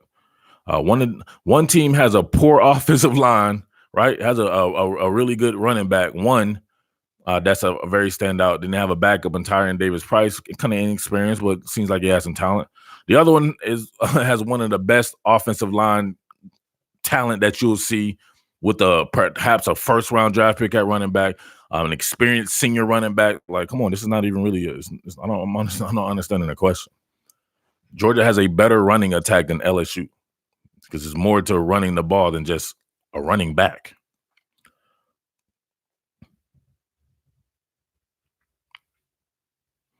Couldn't you argue LSU is more dangerous running because of the passing threat? But that's a passing threat against who? Georgia's not going to be scared of some shit like that. That's what Georgia does. It's built to play against like that. But no matter what, you're going to be scared no matter what you do against Georgia's running threat, against Georgia's run game. Why? Because it's loaded with potential early round draft picks at the offensive line. That's what makes a running game. Didn't you add in a DeAndre Swift behind that? No, you can't argue that LSU's run game is better than Georgia's. Could it get some good results? For sure. But just straight up and straight down, you would go by like, all right, if I'm starting team and they's like, you can get all of Georgia's offensive line and running backs and all of LSU's offensive line and running backs. 10 out of 10 people are going to pick Georgia. Trey Hill did a good job on Derek Brown. Give him his props, Murph. He did a great job for people like you. We're not thinking with the same brain. Don't put your shit on me. I still saw that man wrecking the game plan. Georgia's running back, like, you guys don't watch football, so you go by what you think. Derek Brown is not a sack artist. Derek Brown wrecks run games. Georgia's run game wasn't the greatest run game we've ever seen against Auburn. What are we talking about here? Derek Brown still had like 5 tackles and stuff. That's what he does. He wrecks run games. I don't know why you guys are thinking like, oh, Derek Brown didn't get a sack. Trey Hill did good. Like, what are we talking about here?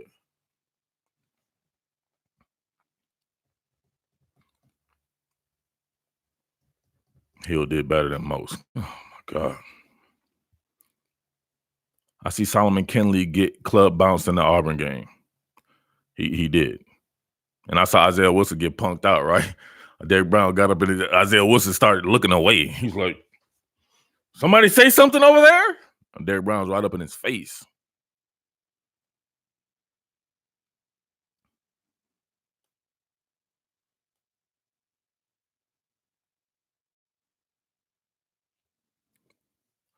Do you think Penn State can put enough pressure on Justin Fields to win the game?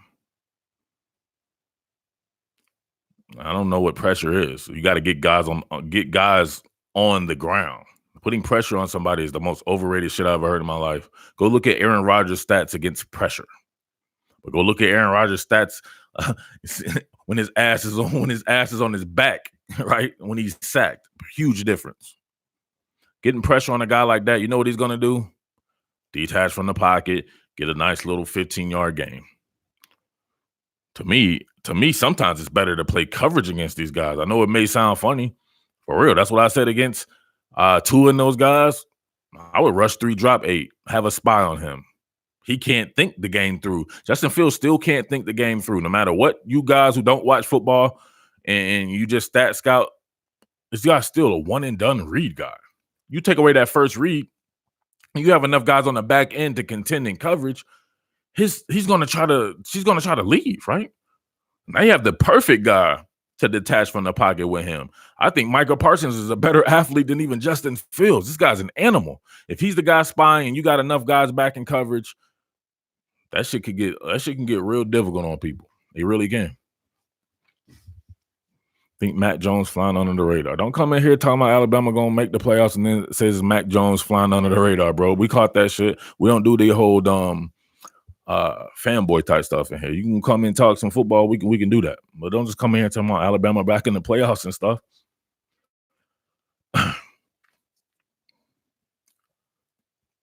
How's he flying under the radar? He's not really played.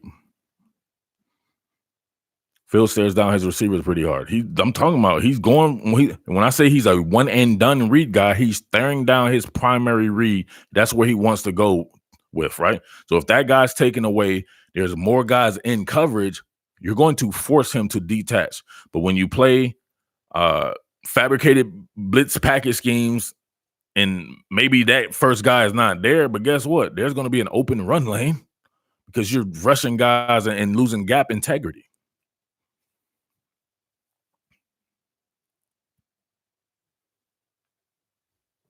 Bro, don't come up in here with the cheerleading shit, bro. You're on the wrong channel. I don't promote that. So you lost your privilege to be here. One and done talking. Come talk football. Don't come here cheerleading. Send him back to the Dr. Pepper commercials. Back to the doctor. He said state. His first words were state. Then Bama fans, I'm sorry y'all not getting to no playoffs. I've spoken to him on 2 occasions, and Wilson's demeanor and attitude doesn't match his size and strength. That's his biggest weakness. That's hard. DJ Daniel has emerged as possibly the best cornerback on the team. Yeah, I don't know about all that, bro. You got to take two plays he's made, and you'll make that be his entire. Very confused by that. Eric Stokes has made a whole bunch of plays too. DJ Daniels, I think, is very good though, but I'm not sure about him already being better than Eric Stokes. Not to mention the levels. So we're watching Eric Stokes go against Seth Williams, and we're watching DJ Daniels go against a one route Anthony Schwartz. It's just a big difference in schedule there. Just automatically joined in the chat. What does that mean?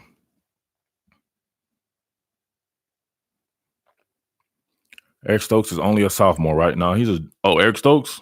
No, he's a junior. Hamler got off versus OU last year. Hamler get off against anybody, but pause that. Do you think Okuda can put the clamps on Hamler? No. I don't think he can put the clamps on KJ Hamler. Hell no. He didn't have that type of foot speed. Do you think Clyde Edwards-Helaire can survive in the NFL? Why wouldn't he be able to survive, bro? You acting like he's – let me guess. You think he's small. Did DJ Daniels put Tyson Campbell on the bench? Nah, I think they're going to continue to rotate those guys.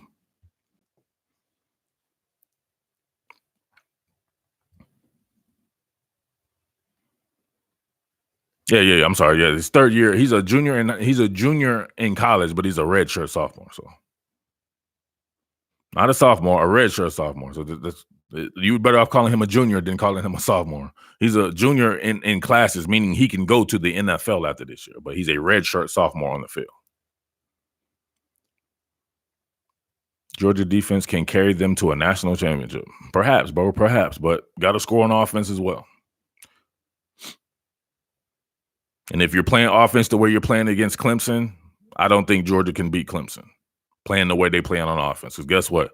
Clemson's going to play defense just like Georgia plays defense, right? but it's going to have a way better offense. Campbell suffering with turf toe. Why did LSU cancel the Oklahoma game? Who cares? We're talking about football right now. You were about 2029 and shit. What's wrong with you? You think Tua will last in the NFL and get rid of the injury bug? I'm not Mr. Cleo. I don't know about that. Don't ever promote somebody else's shit on my show. So you're no longer here or whatever you said. So ain't nobody will never know you said that. So ain't that something? I wish James Franklin was in the SEC again. Think he'd be a top 3 SEC coach. That would be hard. Where would you want James Franklin to coach at?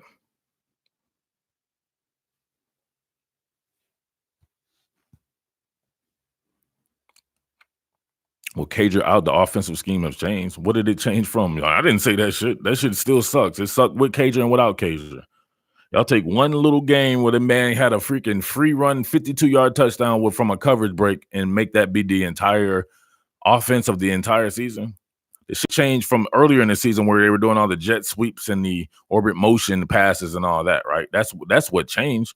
But from when we know with Lawrence Cager, same shit, 50-50 balls, hitch routes, can't get open, right? Routes with tight ends going down the field. Lawrence Cager slow ass going down the field vertically and stuff like that. It needs to change. You would think that it would need to change in that manner, but other than that, nah. James Franklin at Auburn. James Franklin at Mizzou? No, I wouldn't want him to do Mizzou. I think he's deserved. You don't go from Penn State to Missouri? The fuck would that mean? That doesn't make any sense. Penn State to Auburn? The recruiting footprint could change for him, so I can kind of see that. But no, you don't go from Penn State to Missouri. What would that do? That's goofy. If anything, he would have to get one of these top jobs in the SEC. You don't leave Penn State is. I know you guys are some goofy ass SEC Southern pod hot dog eating dudes or whatever like that. Penn State is one of the best programs in the history of football. Franklin to FSU, that's hard. They can pull that off. That would be hard. Alabama after Saban retires, that would be hard. James Franklin to USC, that would be hard. All right, so why is everybody putting James Franklin somewhere? I'm confused. What's wrong with Penn State? He's from Pennsylvania. What? I just want to know. I'm just asking. Why don't y'all want like Franklin at Penn State?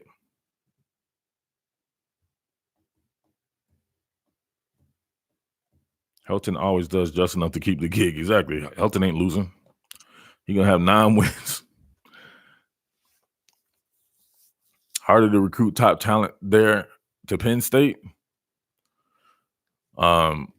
This team has KJ Hamler, Yatura Gross-Matos, Cam Brown, Micah Parsons, Noah Kane, Journey Brown. What are we talking about here? Lamont Wade. There's a ton of talent on Penn State. Are you insane? The hell? Is this Malzahn's last year, in your opinion? I don't know. That's a hard thing to have an opinion on. Should it be his last year? Yeah, I think it should be his last year. I think he's underappreciated, so it's probably time to start somewhere new. But they're gonna keep doing the same thing. All right, so Gus beats Bama. Guess what it is, right? He's probably was gonna go in 2017, right? Then he beat Georgia and beat Alabama. You're going to do this every 2 or 3 years? Why not go someplace where you have the next 4 or 5 years where you can get your thing under control and not have to worry about that? It has to be stressful.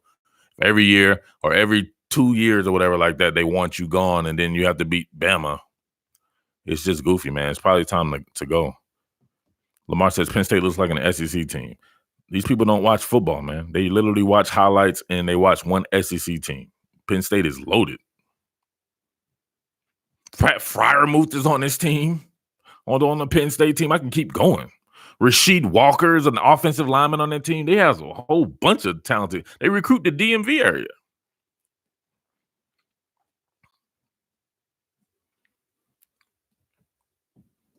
people looking at it differently. So, like Jackson Cook and A1 said that if he beats Bama, he stays. In my opinion, if you beat Bama, that's when you leave, right? Because you're not like people don't understand. People are looking at this. If you looked at it like like like someone with some logic to the you know what I'm saying inside their brain, you would say like, man, who wants to operate under those conditions? Do you want to go to your job all the time and have your job be like every other week they want to fire you, but you have a chance to go somewhere else where like you won't have to worry about that shit for 4 or 5 years? Like, you know what I'm saying? If you beat Bama, then you're on the open market after just beating Alabama and beating some of the teams that you beat this year. That should be the perfect time, right? Maybe FSU, they be like, well, damn, this dude can beat Alabama. Maybe we should hire Gus. He would be stupid to give up a $27 million buyout. Man, sometimes it's not. He's going to get some money. Wherever he's going to get money. So who cares? Is it about 27 million or is it about your sanity and your legacy and how people think of you? He is. Every year he is on the hot seat, Louisiana Banks.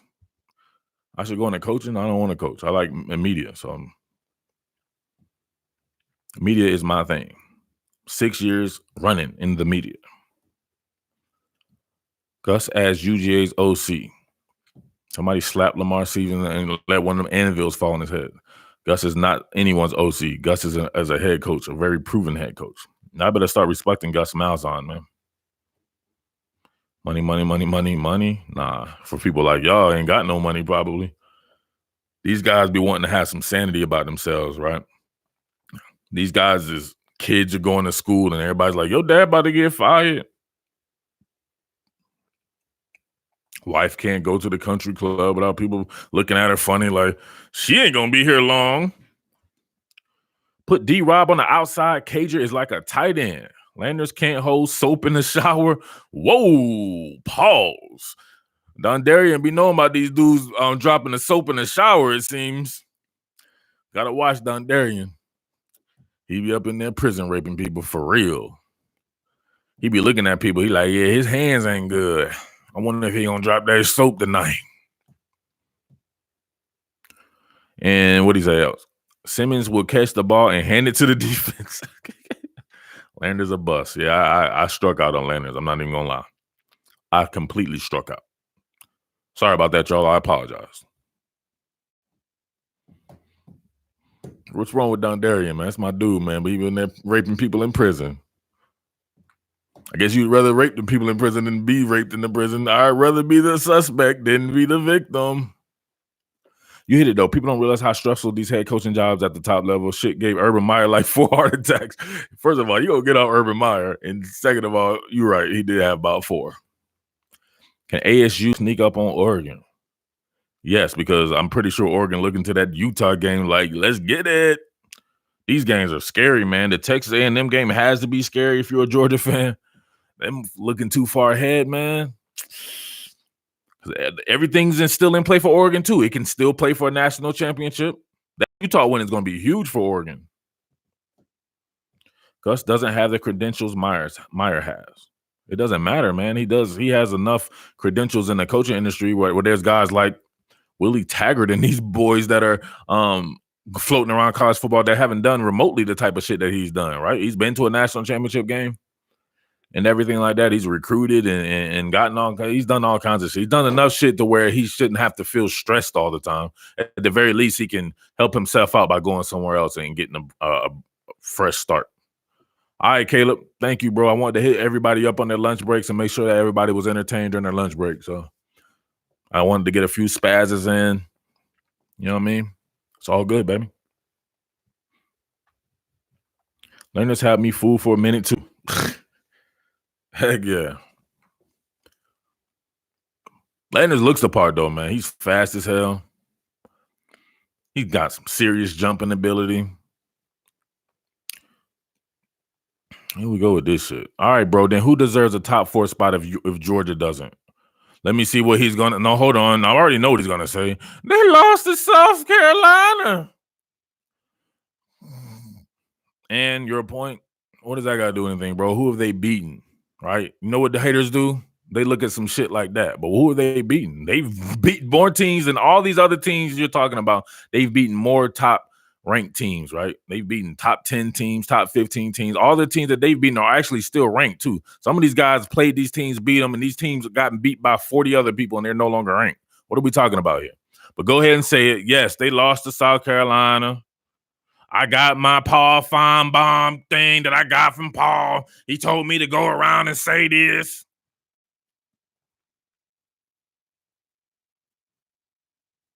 Yes, it is quite as bad as people think, Derek Brown. Get the hell out of here with that shit, bro. LSU's defense is terrible. Call it what it is. Just say what it is. It doesn't make you more of a fan to be some homer and say that I don't think it's as bad as you think. You gave up 600 yards to Ole Miss, bro. I don't give a damn. Don't give a damn. Every one of these Vanderbilt, all these guys have their best stuff. Florida, all these guys have their best stuff against LSU's defense. You're going to have to call it what it is, right? It does not mean LSU can't win the national championship, but it is what it is. It's not a good defense. You can't make up excuses for some shit. Stop making up excuses in life. Come on. Trash bomb. Holloman would have been hidden on our offense too. Possibly, but he's just a freak athlete. People act like they never had a bad day at work before. No, according to people, no. And neither has Joe Burrow. Joe Burrow throw an interception. They made him throw the interception. They made Joe throw that. Ole Miss has a better offense than Georgia or anyone on Georgia's schedule. Ole Miss has a better offense than Georgia? Ole Miss can't even throw the ball. What are you talking about? Ole Miss's quarterback's completing like 40% of his passes. Like, get the fuck out of here. Why are you here? Like, come on. Ole Miss offense is better than Florida's offense too? Yes, the LSU fans are getting wild, bro. They're making it. I'm starting to see. Sounds like an LSU fan. Of course, he's an LSU fan.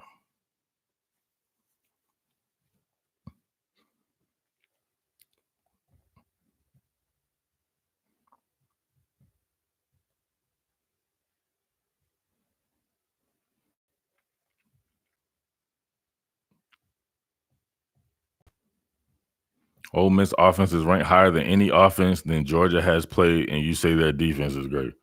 That's because Ole Miss didn't play Georgia. That's goofy.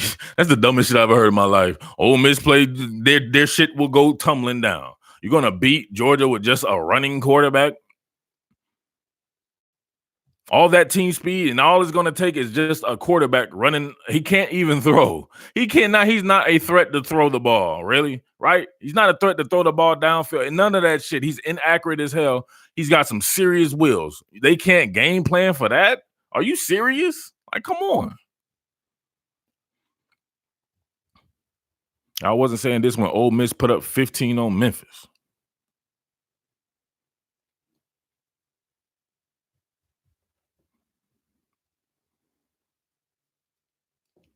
You think Emory Jones will get buried in the QB death forever? Not forever. Maybe next year if he stays. Maybe he's good with staying around next year and continue to do what he's doing this year. But man, it has to be hard to sit Kyle Trask for what he's doing, man. Sorry if you've already talked about it. What's your opinion on Clemson? I say Clemson may still be king, bro. May still be king, but we'll find out though. It's a two-game schedule for Clemson, but I can name off all the talent on the roster. A lot of that talent is upperclassmen that people going to worry about who they lost. I always say worry about who these teams bring back. Only haters care about negative shit. What's the positives of the team? Who did they bring back? Did the offense get even better because it's more experience to help out a loss of Dexter Lawrence and Christian Wilkins and guys like that? You know what I'm saying? Clemson still had that same exact coaching staff and everything. Gus to Florida. What the hell? Come on, Jackson Cook. Do you understand like what we do here? Do you understand that shit type of shit don't fly and like it just gets you blocked? Like why are you here just to get blocked? It don't even make sense. Fat Five ain't going anywhere. Franks will go. Sproles is already gone.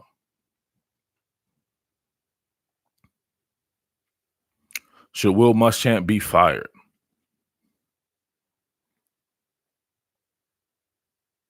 Man, I don't see much improvement, to be honest with you. So I think he should definitely be on the hot seat at the very least. I think he is on the hot seat. So if I had to go with that, then I would say, yeah, I think he should be fired. They fired Willie Taggart. They could fire him too. But I'm pretty sure it's way less demand at a place like South Carolina than it is at Florida State. If I had to pick which team in the top 4 has the best coaching staff, best coaching staff will be Clemson, right? These guys have been together. A lot of these other guys are kind of just mashed together. There's a new DC and OC at Georgia. Ohio State has a brand new head coach, new offensive coordinator. For the most part, I guess he's still his own offensive coordinator technically. New defensive coordinator. And then who else is in there? We just know that Clemson got the same shit. Same shit. I believe Clemson is the biggest threat for the Buckeyes. What the hell would why is Clemson a threat for the Buckeyes? Well, shouldn't it be the other way around? One of these teams has won a national championship within the past year, and the other is Ohio State. Y'all gotta stop. Y'all gotta stop the madness, bro. Stop the madness.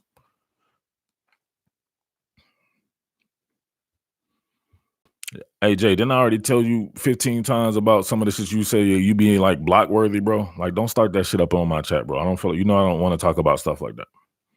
Let's talk football. So let me get that up out of here, man.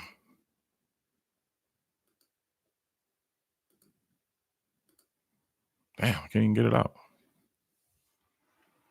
Good point about looking at the positive as well as the negative. Unbalanced views totally suck. That's what I have to deal with all the time. People have they just want to look at the negative of shit. Like people was doing with Florida. I'm like, all right, so they lose these guys that you're talking about. I had to tell this one dude, I'm like, name the guys who are coming back though. Can you name those guys? Do you know anything about, can you give me analysis on these guys that are coming back for this team while you sit here trashing the guys because you think some people are leaving? It's hard to work with that. Chase got to have T-Law running for his life.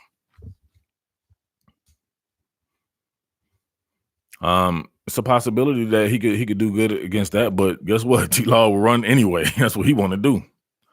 Trevor Lawrence is an athlete. I think Michael Divinity is coming back this week for LSU. Murph, do you think Michael Divinity would do well in the pros? I think he'll do well in the pros.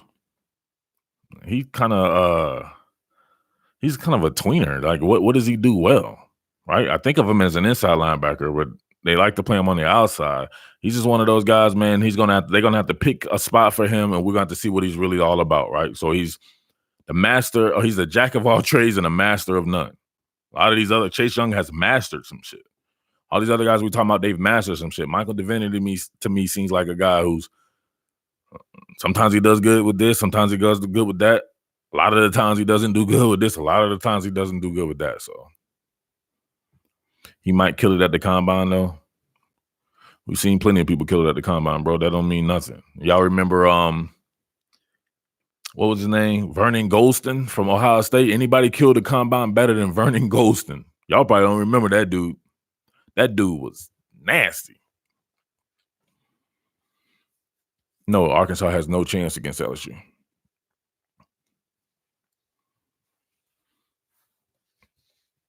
Jackson Carman flying under the radar. I think people probably would like Clemson more, like if you guys didn't say stuff like that. Of course he's going to fly under the radar. He's not playing against anybody. Nobody cares that you beat up on NC State and these teams like that, right? Nobody's going to care. These other teams have to go against guys with some solid professionals on their team, right? Some future professionals on their team. If one of your guys are flying under the radar, you believe, just let it go. He'll prove himself and he'll be over the top, right, during the playoffs. Nobody cares. If he's not going against all these guys that we sit here and name up and down in some of these conferences, right? He's not going against your Tour Gross Matos or Chase Young and these shit. He didn't have no chance to do that, right, in the ACC. You can't fly under the radar with that. You deserve to be under the radar. But guess what? He'll get a chance to prove himself right in the playoffs. Oh, who do I got to get him out?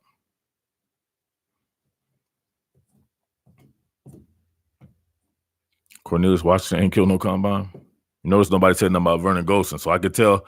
I always love that shit. When I name somebody and then people try to name someone else, they have to name somebody on their team, right? Watch football. I watch football. I don't watch conferences or certain teams. I just watch football. What, somebody said that I was a fan of something? What are we talking about?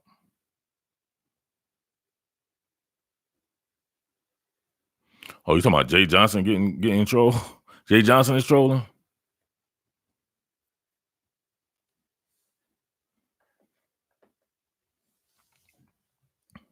What this dude say? Murph ain't a UGA fan, but he a dog. He will gnaw the hell out of y'all, out of that ass. Gotta respect the dog. I would be a dog, but it would be DOG. How about that? Vernon Golson played for the Bucks and the Jets, right? Yes. The use of Google helped you out there. Most people would just say Vernon Golson from Ohio State. William Golson? Who's that? Vernon Golson brother was a better defensive end at Michigan State. Hell no. Nah. Is that his brother though? Was that his brother? Somebody looked at it and said that was his brother, but he was not better than Vernon Golson. William Golson, was he even drafted? Vernon Golson was like the number 2 overall pick in the draft. He was a monster at Ohio State. He was not better than Vernon Golson. Not in college. You think Minnesota gets in with a win over Wisconsin in a Big Ten championship? Would Minnesota get Wisconsin? I could care less about a win over Wisconsin. Illinois beat them, and they were thoroughly smoked by Ohio State, so nobody's going to really care about that. What they would have to do is that Ohio State win. That would be it. Would they get in? I doubt it, man. Man, that's a tough one. That's a tough one right there. There's a tough one right there. Let me think about that a little bit more. Would they get in with that?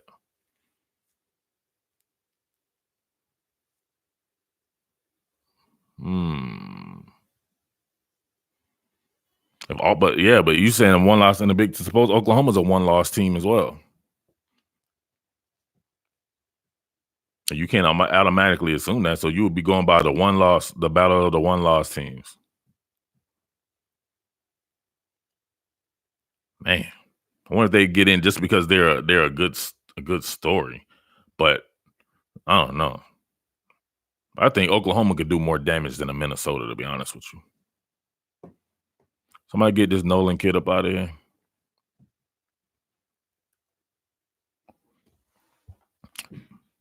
Minnesota win over OSU/PSU. We better win than any win OU has.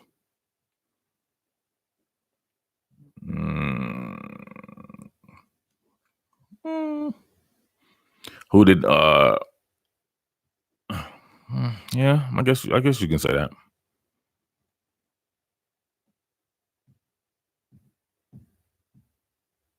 But I believe Oklahoma would line up against Minnesota and would drill them into a coma, though. Michigan still a threat to the playoff? Nah, man, I think they needed just one more victory. Even if they beat Ohio State, one more, I think that could have probably helped them out. But I think it'll be one-loss teams that'll be in.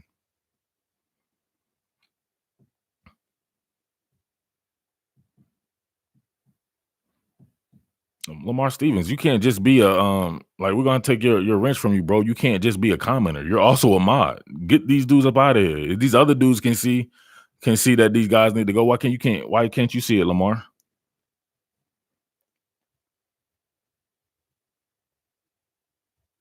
I got it.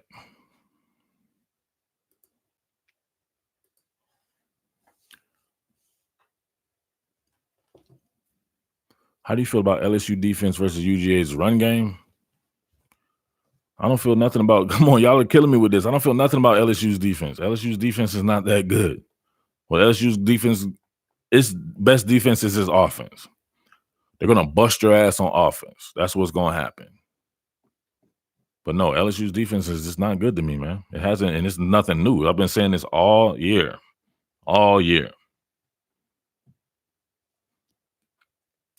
I'm not paying. Yeah, Lamar, I'm not paying you for nothing.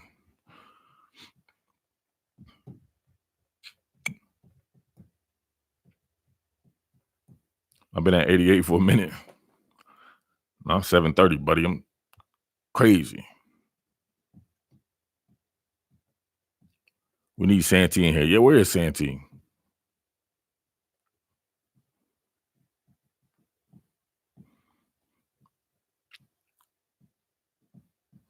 There's a Aaron Pennington. I didn't even think about that. One loss OU means they beat Baylor twice. Beat Baylor twice. That should say a lot too, right? He's right. Ask somebody about beating the same team twice in one season. That shit is hard. You said ask Auburn about it. Shit, what about LSU and Alabama? That LSU team, I still think is a better team than that Alabama team that they lost 21-0. But guess what? They had to play them twice, and the second one counted more.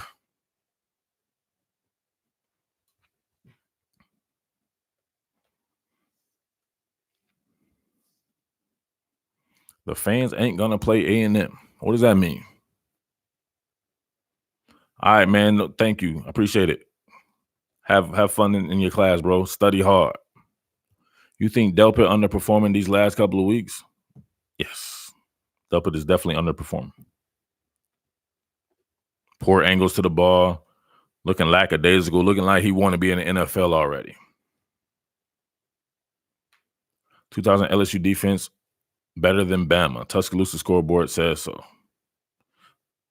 I don't know about that. The Alabama defense held LSU scoreless the next time they saw. So I don't know how we can just say that straight up. But it is hard to beat a team twice. Playing not to get hurt, I think. I know he knows that he's one of the top players in college football. These guys be like, man, I can see their goal. This is what the thing is. A lot of these people, the fans, your goal is for these guys to win a national championship. Their goal is to get to the NFL, right? When these guys leave college, if they didn't make their mark, none of you guys care about these dudes, right? Anybody right here? When's the last time a Georgia fan's mentioned Jaden Hunter? You know what I mean? Somebody like that, right? Their goal is to make it to the NFL. That'll last a lot longer than them winning the national championship. So that's just some fan stuff.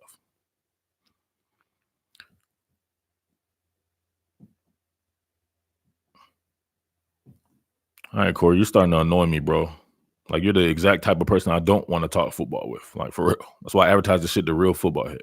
You said not defense was definitely, first of all, don't use absolutes in my presence, bro. Don't talk to me and try to use absolutes. We don't know this shit. It's an opinion. LSU didn't score against Alabama's defense in the second game. So how's it a definitely? They didn't score against them. I'm confused. Didn't the first game wasn't all field goals as well? Like, what you talking about, bro? And how you find this channel anyway? Jaden Hunter and Nate McBride have had it rough so far. Jaden Hunter is not on the team no more. Why are you exactly? These people don't care about these kids. Jaden Hunter been transferred, bro.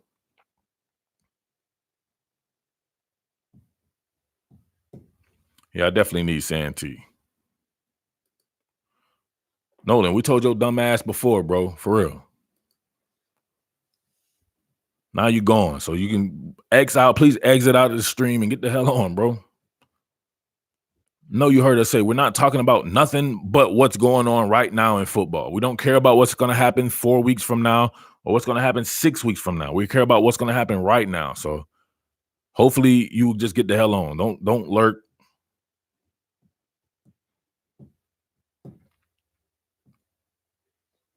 No, I did that. Santee is not here. I'm confused as to where my mods are. They usually be all popping up in the in my group me.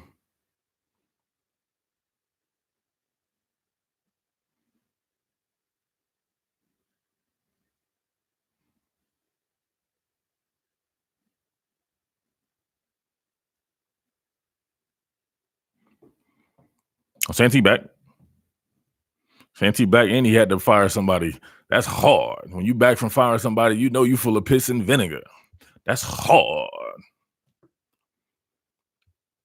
Lamar sucks at this. You do. I ain't gonna lie, Lamar. You're the worst mod I have. You just cool. If you weren't cool, you wouldn't be a mod. Lamar over here letting people get away with murder.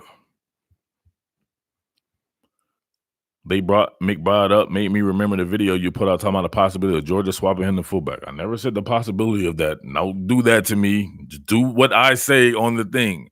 I suggested it. I did not say it was a possibility.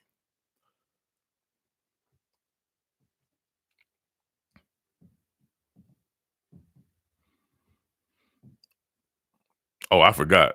Lamar is horrible, but Ponsal Livingston is worse than Lamar. So, please tell me, Ponsal, you weren't sitting up here lurking as a mod and not getting people the hell up out of here, bro.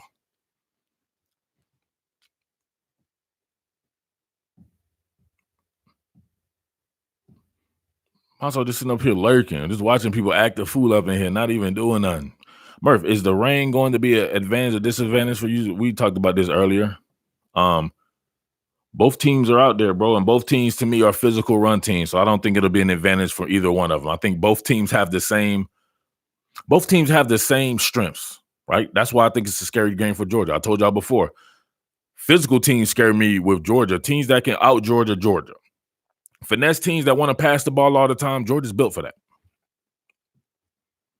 So I don't think it'll be an advantage for either team. Both teams to me aren't great passing outfits. But if I had to say who has a better passing outfit, although Jake Fromm's a better quarterback to me than Kellen Mond is still a pretty decent quarterback, and he has better receiving targets.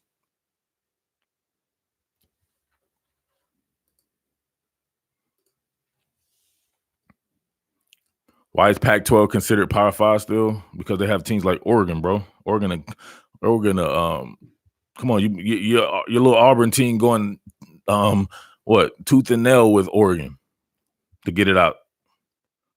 Mond has made some lights out though this year. Fromm is suffering with youth. That's what I'm saying. He has a better receiving targets, right? Give Fromm Kendrick Rogers, Courtney Davis, Jamon Osmond, Jalen Weidermeyer, and see what he does with guys like that. But then give Kellen Mond, Andrew Thomas, Trey Hill, Solomon Kindley, Cade Mays, Isaiah Wilson, or whatever like that. So damned if you do, damned if you don't.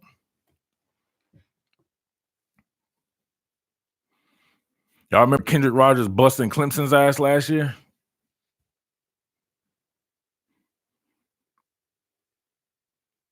Give Justin Fields or Trevor Lawrence as UGA's receivers. It will be a lot different for them. It will be a lot different for them. With guys who can't get open and stuff like that, it will be a lot different for them. However, you'd also be giving those receivers better offensive coordinators and probably a better scheme.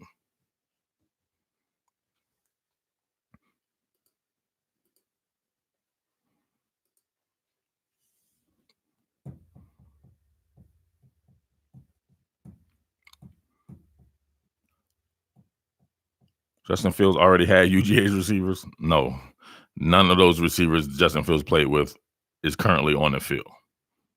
Literally, all of those guys that are out in the field right now, he didn't play with none of them guys. Only in the spring game, he played with Matt Landers, but he didn't play with Lawrence Cager. Dominic Blaylock wasn't on the team. Neither was George Pickens. He played with all guys that are in the NFL right now. So whole different. And then one guy that was going to come back and that got kicked off the team. So he didn't throw the ball to none of them dudes. Isn't that funny to say? He didn't throw the ball to any of those dudes. Justin Fields didn't throw the ball at UGA.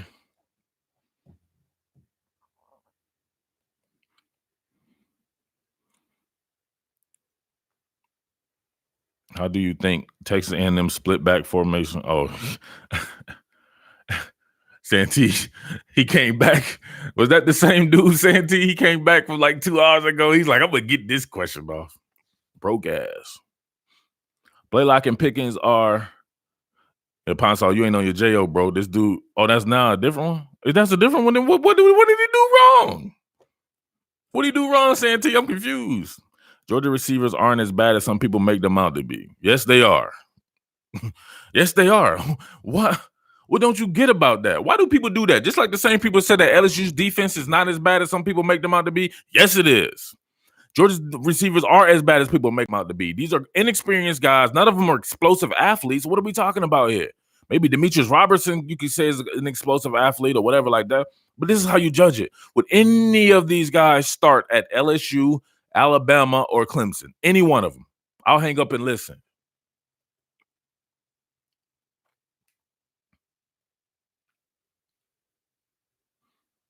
LSU, what LSU fans, which of Georgia's receivers do you want on your starting lineup, and who would you get rid of?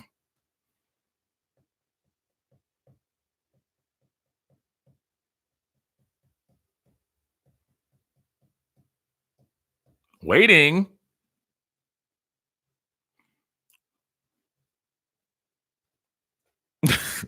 Alabama fans, that didn't go well for LSU. Alabama fans, are you going to give up Jerry Jeudy for Tyler Simmons?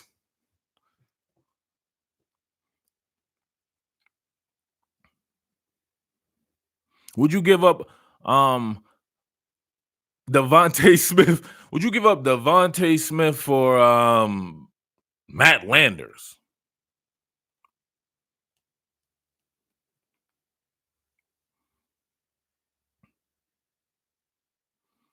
Is this much of a result of wide receiver coaching or the OC play calling? Call whatever play you want with Jerry Jeudy as your receiver and see what happens. Call whatever you want with CeeDee Lamb as your receiver and see what happens. I wouldn't give up the flu for Simmons. That's hard. He'd rather be in a hospital than to take Simmons on this team. Shoot, half the time KJ isn't even really open. He just makes catches. I done said this 50,000 times. He's catching 50-50 balls. Congratulations. He's still not open. It's a lower percentage throw. That's why it's called a 50-50 ball. You know, what did I say? It's a 99-1 ball when it's Jerry Jeudy because he done left the receiver on the cornerback in the dust and he's wide open. That's much easier to play with. It's not throwing to Lawrence Cajun with somebody all over him, even though he makes the catch, is still a lower percentage throw than throwing to the Devontae Smith, who's completely smoked the receiver and is wide open. And he's going to take that little 7-yard catch and take it 80 yards to the house. What are we talking about here? Henry Ruggs as well. Henry Ruggs is for sure the number one receiver at Georgia. Just that one. Just think about that right there. That's perfect. That is perfect. So Henry Ruggs is considered the third best option in Alabama. Is he not the number one receiver at Georgia? And did he not change the entire scope of Georgia's defense? He's taking reverses 90 yards. You can get him the ball anywhere, and he's going to take it to the house. Can that be said about anybody on Georgia's team? Maybe Demetrius Robertson, but we haven't seen that in his 2 years at Georgia. Keith Sweat has a meme? I'd like to see that. What does Keith Sweat do? What did he do wrong?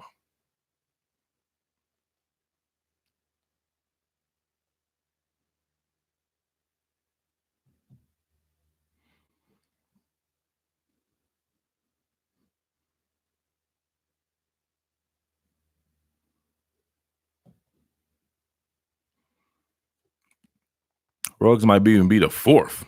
That's perhaps, but I think Ruggs has better stats than Jalen Waddle.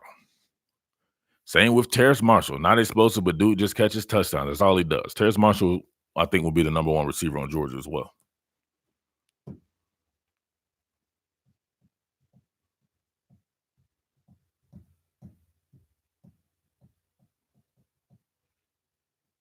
I wish they get D-Rob the ball more. No, I wish they would just get him the ball in advantageous spots for him to score explosive touchdowns. Even if they only want to give him the ball 4 times like they do Jalen Waddle or whatever like that, just make it to where he can score an explosive touchdown. That would be cool. They're giving him the ball, trying to put him in 50-50 ball situations like he's Lawrence Cajun. UF fan, but I would not even give up Andre DeBose for any of the UGA receivers. That's hard. You're going too far, though. You know what I'm saying? Let's not. Dominic Blaylock and George Pickens are extremely talented, but they're young.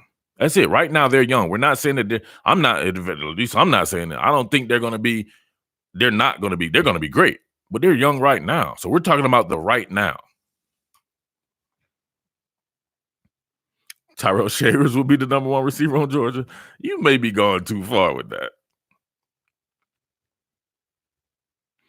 Murph, you got any deal why Georgia tries to hand the ball off to Cook up the middle? Because he's a running back. That's why they try to hand him other. He's a running back. You guys need to stop thinking. Just because you got your thong on backwards and wearing a thong as a man doesn't mean James Cook does. He's a running back. He can't run the ball like a regular running back. Y'all keep thinking of him some explosive jet sweep guy. This guy is not that fast. Where are you getting this from? He's not that fast. If you're not failed in the 2 years of being, he can get you a nice, respectable game.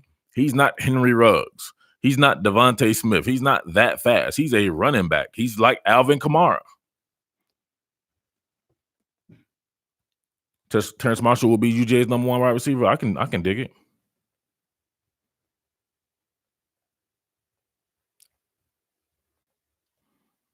Curious Jackson is used more often in a jet sweep. You want him used more often? Curious Jackson?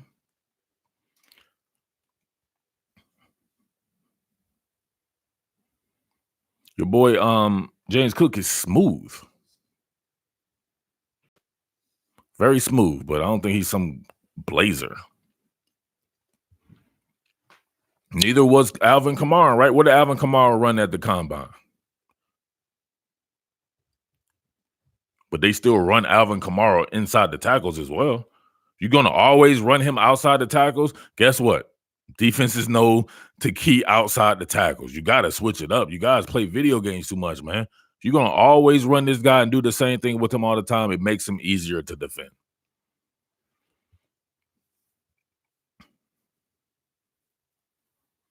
He's elusive as hell. Who? Kamara? Because if you're saying Cook, I don't think Cook is that elusive. He's a slasher. Y'all guys don't even know your own people. When have you seen Cook shake somebody? That's not him. If he gets your step, he's a slasher, right? He's a slasher. One cut and go type. He's trying to get upfield, but he's not shaking anybody or anything like that. Usually in those situations, he just gets tackled. He's smooth. That's what he is. He's very smooth. I worry about Coach Hankton developing receivers. These dudes lining up wrong, can't separate, running wrong routes. He's working, in his defense, he's working with a lot of inexperience. Right? Without Lawrence Cager, look at the average, how many catches, but probably combined between all of those guys, even with a guy like Simmons. Is Simmons a junior or a senior? He's pretty experienced, but he's not experienced in the manner of him being a top line guy with catches. I wonder, take out Lawrence Cager's and his catches at Miami, what were the combined catches between all the top 5 receivers, right? 2 of them we know had 0 catches because they're true freshmen. Matt Landers ain't never caught anything, did he? He may have caught 1 or 2 passes before or something like that, but there's a lot of inexperience. I don't know if you can completely blame that on Coach Hankton. Swift way more elusive. Yeah, Swift is elusive. Kamara's still like 220. He can bang too. He wasn't always 220. He was still a freshman before.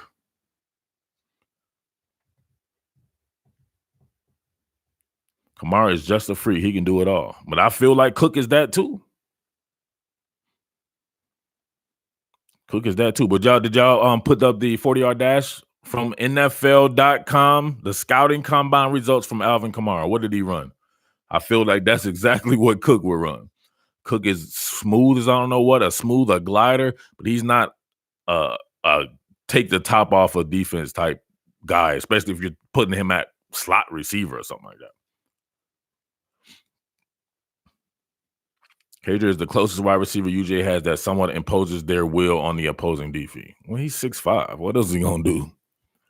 You're acting like he's doing this and he's 5'10". He's 6'5". He's bigger than everybody. Shouldn't he impose his will on the guy who's 6 feet tall? He ran a 4.56. Alvin Kamara did? Exactly. You didn't see Alvin Kamara with 90-yard runs either, right? His was always making pretty dope 15 to 20-yard plays and being very consistent with his hands. And they were running between the tackles. They were running outside the tackles. They run him off tackle. Georgia not using their playmakers well. Who are their playmakers? We're gonna keep spinning the wheel here like some hamsters. Who are these playmakers? You just had teams out there said they wouldn't take not one of Georgia's receivers on their team, and these are the teams that have playmakers on them. At least have one guy that somebody be like, you know what, I wouldn't mind having him.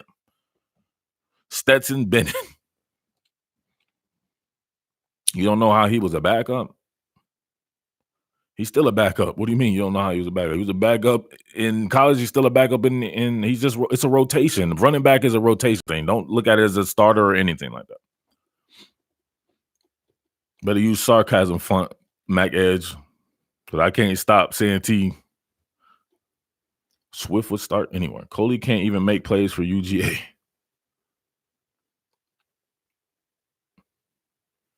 I don't know. Lamar Stevens, why you do that to Mac Edge, bro? What he do wrong? Kamara just absorb hits like it's nothing and keeps going. But where are these playmakers at? Somebody tell me, where's the Georgia's playmakers? Where are these playmakers? Just because they're on the team doesn't automatically make them a playmaker. You guys are thinking, all right, so they're on the team and we start them, they're playmakers. No, that doesn't mean they still have to be a playmaker to be a playmaker. What did I do to get a timeout? Who timed him out? What did SC Dog 47 do? I think D-Rob could be as well, but guess what? How many games into the season is it now? And his longest catch is what? Blaylock is a playmaker? I don't know about that, bro.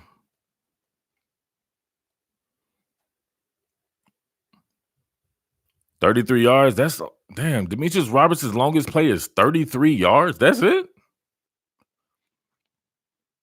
Pickens is not a playmaker. Pickens will disappear. He'll get one catch for 7 yards and you won't see him no more. That's not a playmaker. And Pickens is not going to outrun anybody. Playmakers these days are just like I said before, Devontae Smith, Henry Ruggs. These guys are throwing them 5-yard passes and they're turning it into 80-yard touchdowns. Georgia does not have that luxury. Pickens is another guy who's going to make freak 50-50 ball catches, but is he going to do what Devontae Smith is doing?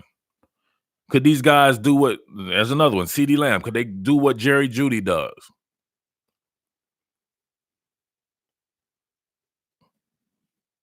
So it's play calling then? How's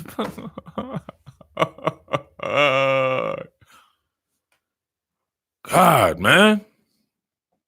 I definitely need y'all to become members, man, because they said that I can do members only content. Now that would be hard. That would get rid of all these dudes that you had to talk to with hamster wheels and shit like that. We can just do members only content. So I saw that option now that they approved the membership thing. Then I can really only talk to real football heads. That would be hard. So make sure you become a member here at the channel.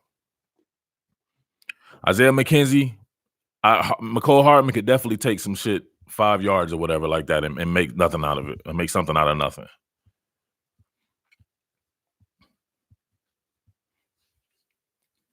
$22 yards per catch for CeeDee Lamb. Damn.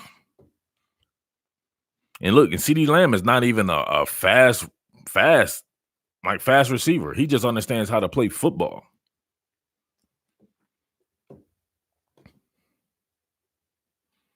Georgia has the backs and O-line to impose their will. Who on that line wouldn't you take? To another team? Are you trying to say who's the weak link? Trey Hill has traditionally been the weak link this year, but he's still a very good player. But he has had some really bad moments. But he's still better than most people's centers. He would start on all these other teams, I would believe. Trey looked good against Auburn. Why? Because Derrick Brown didn't have a sack, and that's what you think. Somebody look up Derrick Brown's career sack totals. This is how I know that Georgia people never, ever watch football. I was watching that shit in the game. I'm like, damn, I seen Derrick Brown. He's wrecking he's still wrecking the run game and collapsing the pocket and making the ball go elsewhere, right? His shit is beyond that. The shit that Derrick Brown does, the reason why he wasn't getting any love until really this year is because he's for real football heads, right? You can't stat Derrick Brown. He's not going to give you 10 sacks per year. That's not his game. Somebody look at Derrick Brown's stats, his sack totals for his career, and see where they're at.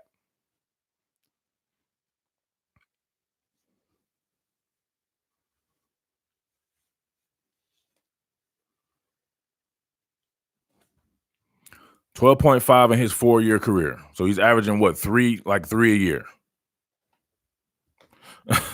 Hello? Very, very confused by this. Somebody look up Derrick Brown's stats in the Georgia game. How many tackles did he have? Top billing. We love your show. Our followers keep asking us to try and do a collab with you.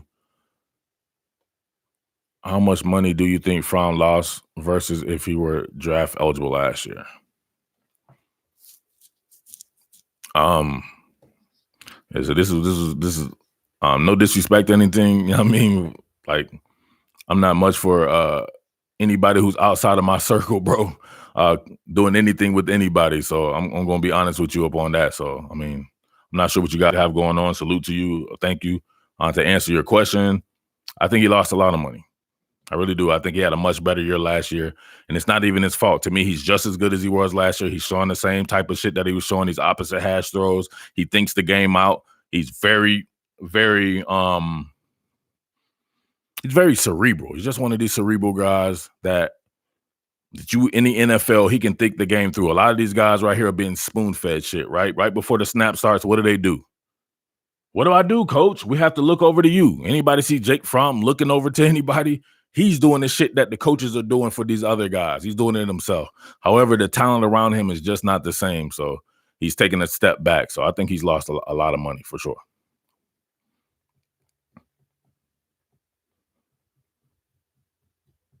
But I feel like you just promoted yourself on I don't know about this, bro. Not a nice guy. I'm not a nice guy. I think Fromm would surprise people a bit like Daniel Jones last draft. Great character guy as well. Man, but the thing about it is Daniel Jones never had that type of publicity before. Jake Fromm was already touted going into this year. I told you the first person that came out of Mel Kiper's mouth after the draft wrapped and they talked about players to watch for next year, Jake Fromm was that. He was already on the radar. At least if he promoted himself, he super chatted. Yeah, as if $10 promoting yourself on my stuff is what are we talking about here? That's not a great trade-off.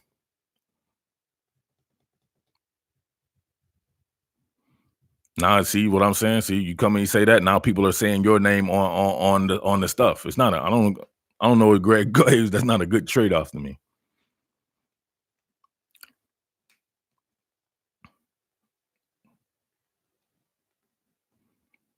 Jake Fromm might end up at New England and learn the game under Tom Brady. Everybody's gonna end up at New England. They just told me Tua was gonna end up there. Which one of these guys are gonna end up at New England? We weren't trying to self-promote. Sorry if it came out that way. We try and support all the college football YouTubers. Salute to you, but I think my shit goes beyond YouTube.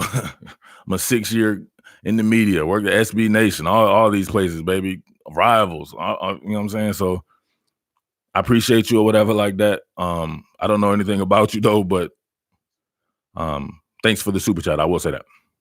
Tua going to Miami? Hell no, Tua isn't going to fall that far. I think he'll end up at the Chargers or something like that. Or is the Chargers going to be paying out like 15 or something like that? If you get the clearance from this guy and you think that he's going to be healthy, he should still be a top 5 pick. He's guys too damn accurate to not be a top 5 draft pick.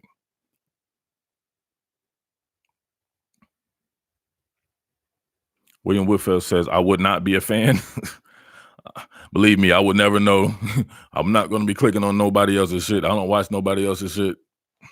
And you always know my deal, what I tell people. Don't be watching my shit because I'm not a nice individual. I roll with myself and my people.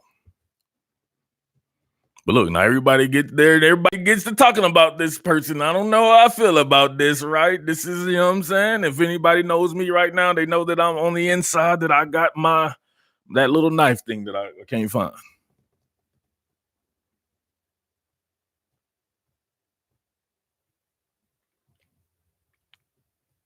I don't know why why are you promoting them to me?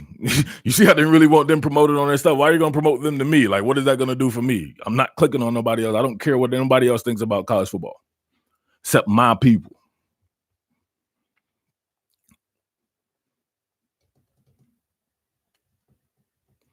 Tua is one of the best QB prospects ever. He's just got them fiberglass ankles. He should be the number one pick, in my opinion. Number one pick over Joe Burrow. I don't know. Burrow looks like he can do a lot of the shit Tua can do with a much bigger and sturdier frame. So they should be within the top 2 or 3 draft picks for sure, both of them. Totally doesn't get fired if I'm From, I go to the draft. Nothing to gain coming back to playing that scheme. Maybe the fact that everybody will be a little bit over, right? Get a little bit more experience, and that could be it. But I don't know. I'm torn on that one. Should he go? Should he stay? I would love for him to go just because I want to talk about something else. I'm tired of him being the scapegoat for everyone.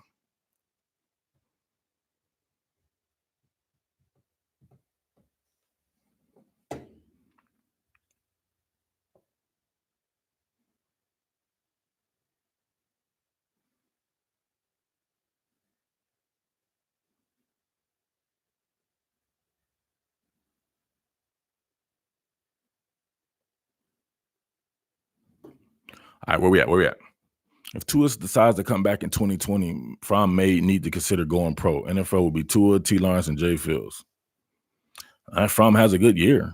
I'm be honest with you. I don't think any of those guys are better football players than Jake Fromm. They may be more talented, but from a football standpoint, if you put Jay Fromm in their system as well, with what he can do with football and the shit that he's been taught and with that his intangibles and everything like that, he can do what they do. He doesn't play in that. He plays in some shit that's not designed around a quarterback. These other guys, every single one of those guys you name play in quarterback-friendly offenses. Imagine Jake Fromm in a quarterback-friendly offense where he doesn't really even have to think. If anything, you would say that, man, Jake Fromm probably overthinks stuff because he's in a pro-style offense, and when most people, who else is in some shit like Jake Fromm? Davis Mills up at Stanford, whomever is at Wisconsin. It's a way different way of operating, man.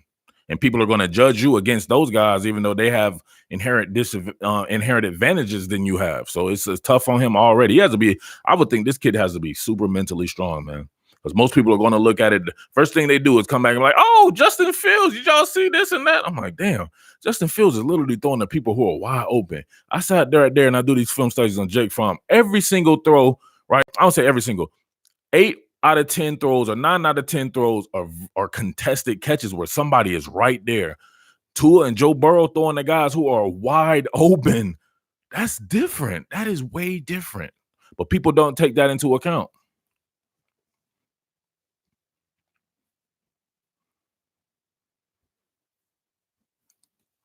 Fromm is the most NFL ready QB. He's just not the best. He's not going to have the best statistics playing in a scheme like that, man. He's just not. Oh no! Somebody mentioned Matt Ryan. Don't do that to yourself. Matt Ryan's an NFL MVP. How many in all these guys you like? How many of them were NFL MVPs? And Matt Ryan be playing with some of the poorest offensive line play, and he still be putting up numbers. People were killing him with Steve Sarkisian, but look at his numbers under Steve Sarkisian. And that was his off year.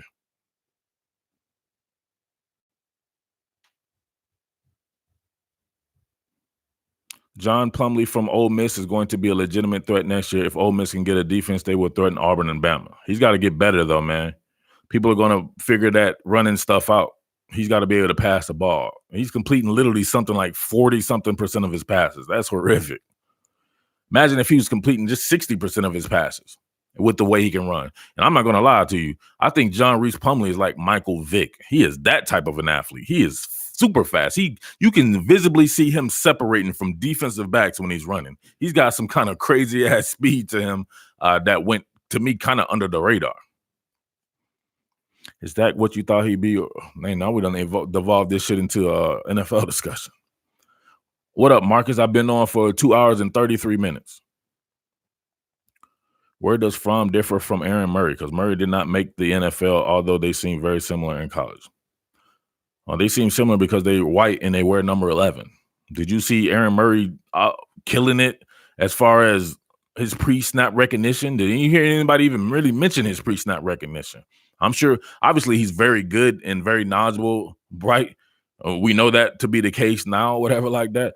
but Fromm is bigger than Aaron Murray, and he's much more sturdier than Aaron Murray. I think he has a stronger arm than Aaron Murray had, and he's, to me, more accurate than Aaron Murray. I think everything across the board, you can say that Jake Fromm is better than Aaron Murray. For real. We're being, bet you if and I don't use stats to as the basis of my argument. I use it to support it. I bet you the stats back that up too. He's more accurate than Aaron Murray was. And don't give me this shit about who the hell that man played with, because Jake Fromm to me wasn't playing with no Hall of Fame icon people. Aaron Murray was. Somebody said Justin Fields ran a 4.3. Get the hell out of here. Then he's gonna say that's a fact. He's not freaking run no 4.3. Get the hell out of here. If anything, he's run like a 4.5 or something like that. Get out of here, man. I hate when people say that's a fact. All right, Mr. That's a fact. How about you pull the receipts? We're gonna get this dude 5 minutes to pull the receipts, get us a link, or he's pink slip. We're getting him the hell up out of here.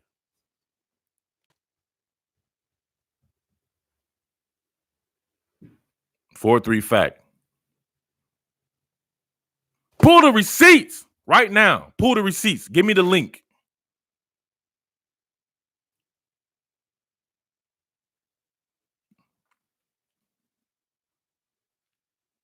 Pull the link right there when it says something. Type that shit in and put it in there and put us to a link to him running a 4.3. No getting him out. He's not getting away with this.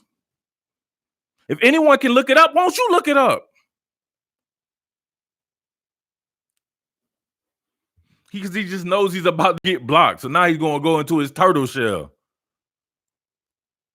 Exactly. Anytime somebody uses absolutes, to me, it just makes them seem like, for real, like they're a man who wears a thong and they put it on backwards. 305. What that mean, Marcus?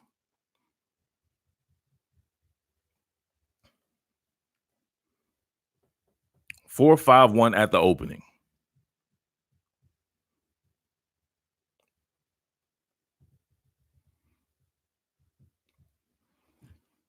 For these people using absolutes, man, in a freaking, I can't stand that. See, now look at him. Now he's trying to change the subject. All right, y'all. You're right. He was just in here to get him out, man. Dumbass people, man. You see what I'm saying? Why I said you gotta get a channel membership so we can get away. Got people promoting up on the John. We got cats wearing thongs backwards. Do you think UGA can make it to the college football playoffs? Good Lord, that seems like the most generic question. We already talked about this. Yes, I think they can make it to the playoffs for sure. Will they? I don't know.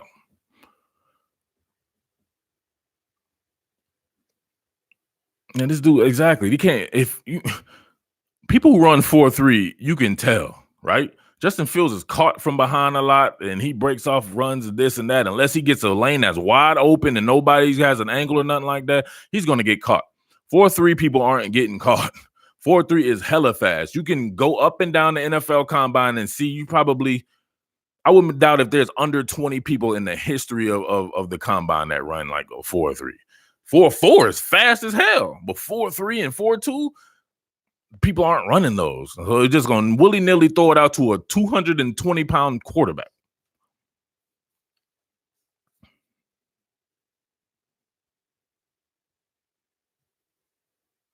He said, there's the link. Where's the link? What is this dude talking about? Why the fuck is he still here? There's the link. Where's the link, you idiot? Where's the link?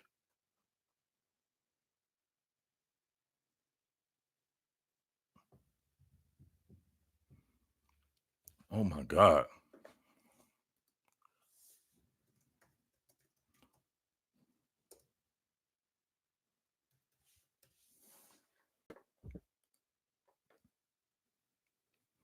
One second.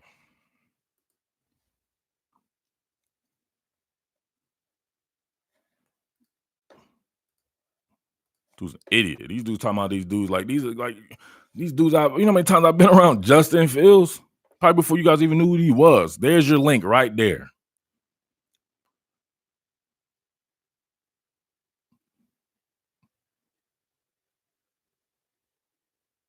There's your link right there. Verified results from the place where everyone else is verified. What does it say right there in that link, y'all? Jesus.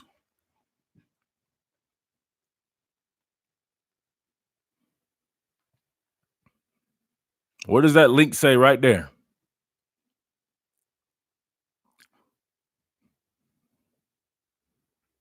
I see why UGA fans love number 3. That dude needs more carries. Why does he need more carries? He come in and get like 3-yard gains. I'm confused. You know who needs more carry? Number 35. That's who needs more carries. Stop worrying about young guys and stuff like that. 451. Exactly. That's what it says. Verified results from the place where your verified results count. That will be the Nike opening.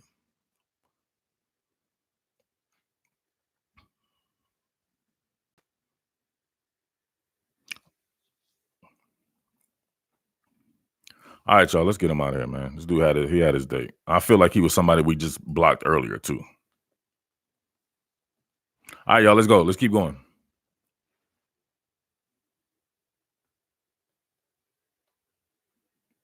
We're not getting from no shit from nothing. We do not care about somebody hand time. You know how many kids out in hand time? Pause. You know how many kids out in hand time at these training facilities and what we do to boost their confidence? I'll stop the shit at 38 yards. How's somebody gonna know? I'm not gonna lie. One time I already had the shit pre-done right before they started. I stopped it at I think 4-4 something. Then I pretend like I was gonna stop this shit. And I'm like, look, like, come on, you can't trust a hand time. You're gonna go by verified results that everybody else has to go by. You're gonna go by somebody hand time and get the fuck out of here, man. Swift probably runs a 4-4. I can see Swift running a 4-4.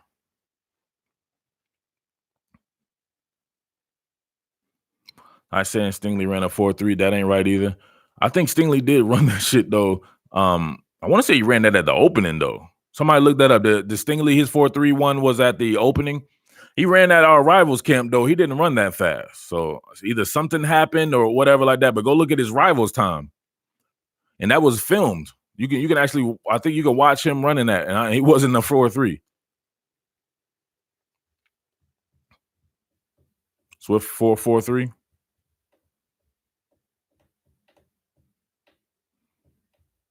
What's your 40 time, coach? What are we talking about? He had his Wheaties that morning. He ran a 4.30 at the opening. But go look what he ran at the Rivals 5-star challenge. Way different. I need to stop telling people to do it because you know what? It may be bad TV or whatever like that, but I can just look it up myself. 10:15 and 100 meters for Anthony Schwartz from AU. Man, he may have ran faster than that, didn't he? Like a 10:0 something.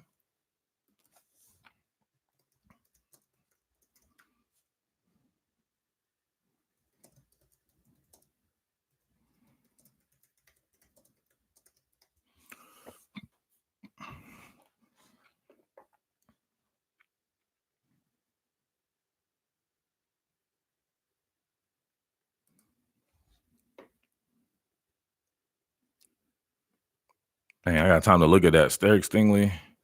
Somebody look it up. The 5-star challenge. Derek Stingley's 40 time from the 5-star challenge. Rivals 5-star challenge. Yeah, 10:05.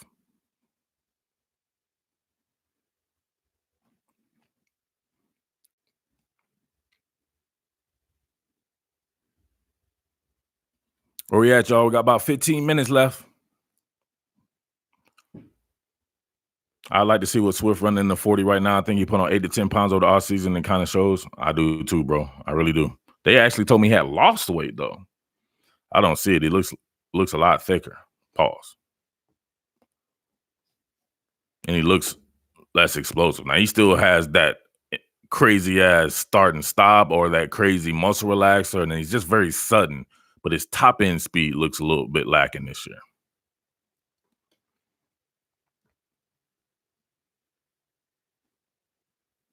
And again, he could be hurt, right? So he's one of these guys who routinely has dealt with like soft tissue injuries as well.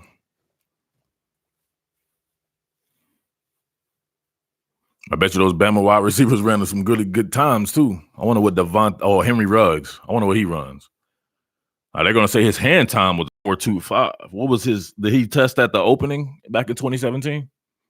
I'd like to know what Henry Ruggs ran at the opening. He looks heavier. He hasn't had the same burst. I wondered if that groin injury is still nagging him. That's a good question. Maybe I can see if I can dig on that. They can go right to the source. Ruggs may be a 4.3 now.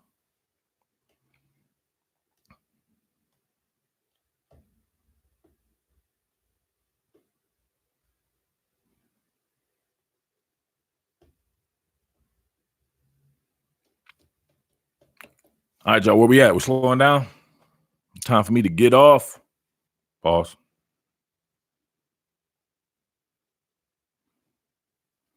Yes, Ruggs is fast. Ruggs is there's not too many people. Football fast, like straight football speed, he's the fastest one out there to me. And Devontae Smith looks very close to him. I seen Fields up close. He looked bigger than his listed size. He looked every bit of 240. Man, I've been around Justin Fields like 10 times, bro, from working these camps and stuff. He's a big old boy. He definitely is. Looked up 247 article. It said 4.25 range. Who, for Henry Ruggs? What are we talking about? We're not doing hand times. What, you don't understand life, bro? No hand times. I want to get people's actual verified times from these regional combines and stuff where they time people from. I just told you I done juice clocks for kids and everything at some of these training facilities that I helped out at. I heard the thing about the 4.25 or whatever at the pro day. That's hard. That is hard for real. But what did he run when he got timed at the opening like everyone else?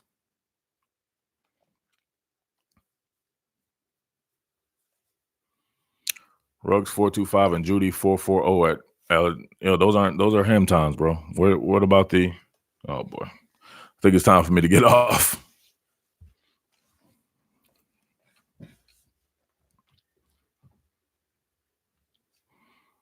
Stingley at 4.37 and Plumlee left him.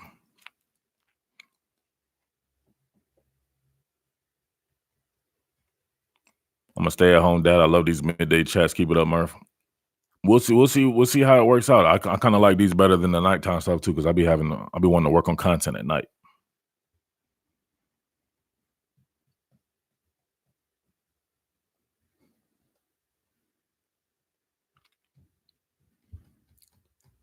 Ruggs didn't go to the opening? Oh, okay.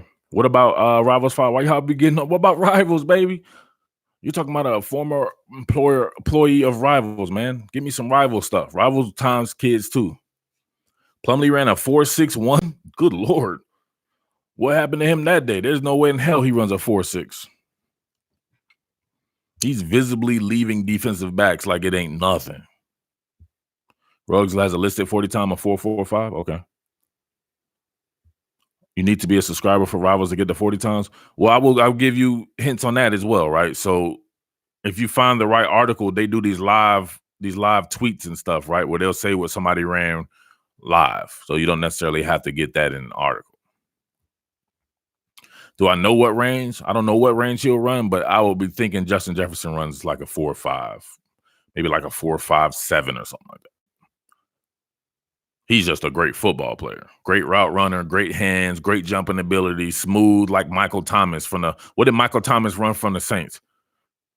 Pretty sure he wasn't running a 4.4, but guess what? He looks faster than everybody now because he understands how to run routes, and he's just a great football player. Oh, God. When we bring up Fields, why can't it just stay by that? Why are people still freaking talking about damn Fields in Georgia? Whatever them guys' name was that was on the channel earlier, maybe they would love to talk about Fields in Georgia. Please don't do it up on top billing. No need to talk about that no more. That shit is over. It'll never be back. Let it go. Let it go. Why are you still talking about that? Y'all be the same dudes who be talking about the same chick that you had 40 years ago. Thomas ran a 4.57. That's hard. Plumlee is probably a 4.7 when he's timed electronically. I don't know about that. That dude can go. 4.7 looks decently fast, and you can break off some runs. He's breaking off 50 and 60-yard runs against like Alabama and teams like that. He's running. He ain't running like a 4.7.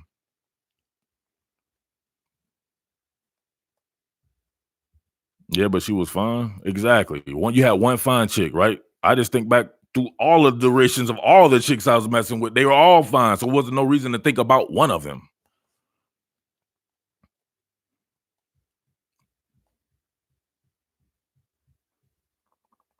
You found a link where Phil's told reporters he ran a 4.38 hand time? Exactly. But yet when he was actually timed, he ran at 4.51.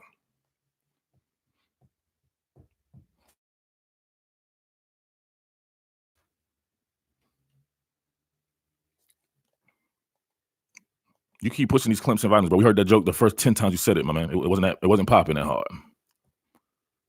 You don't see Florida fans talking about Cam Newton. You know why? Because then they ended up getting Tim Tebow.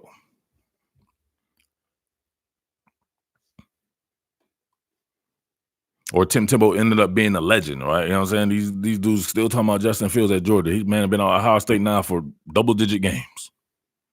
Been gone a whole year.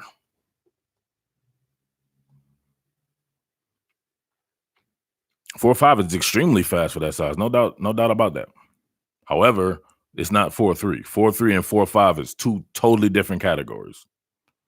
If you have a receiver who's running a 4.3 and he's being covered by a guy running a 4.5, not even remotely a challenge in a straight line speed type. Do I think he keeps his job? I'm not Mr. Cleo, man. Should he keep his job? Yeah, I think he should keep his job, to be honest with you. And they don't have some really good wins. Didn't they beat Utah? Do I think UGA is a trap game this weekend? For A&M, yeah. UGA is definitely a trap game for A&M. I think A&M can beat Georgia, man. I think it must be your first. Like, I think when you come in here, I think it's always best to ask something instead of just like ask where it's been, because that's the first thing that I was asked in this chat.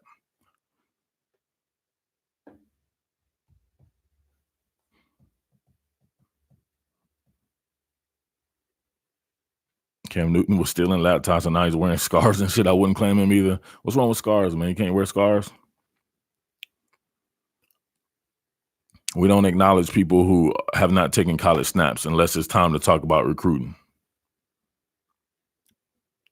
Who's your favorite running back in the 2018 recruiting class? 2018? Damn, I ain't gonna take me back to 2018. 2018. So you talking about James Cook's year. James Cook and those guys like that. Zamir White. I forget who else was 2018 people. You have to refresh. I remember 27 vividly, and of course I remember 2019 as it just happened. Give me some people from 2018. I'm forgetting some of these guys. Sophomores.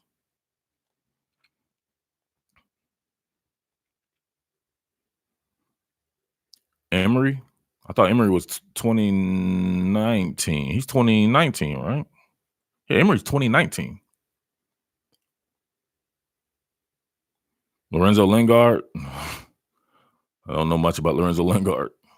Has he done anything at Miami yet? Have I given my prediction yet? No, I have not given a prediction yet for the UGA A&M game. I guess I'll do that before we get off.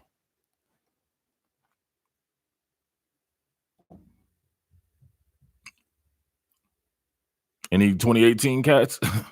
Y'all can't even name them. 2018 seems like it's struggling. 2017 was popping.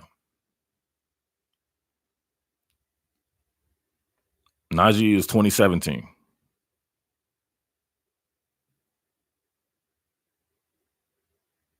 Murph, get off so I can look at this lab. I got to read over for a glass.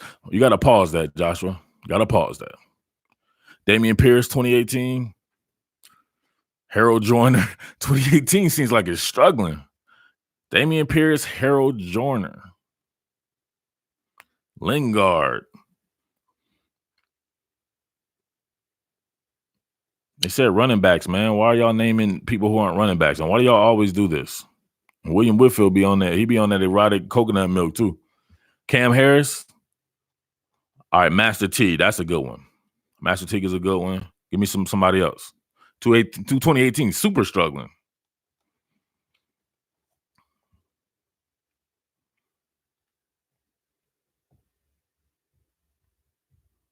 The Texas running back, Keontae Ingram. That's not hard. Keontae Ingram got it. He's damn near getting his job taken by a quarterback. They moved the quarterback, Rashawn Johnson, the running back. All right, here we go. Zamir White, Ricky Person, Lorenzo Lingard, Brian Snead, Harold Jordan, and Master T. Yikes. Cam Akers 2017.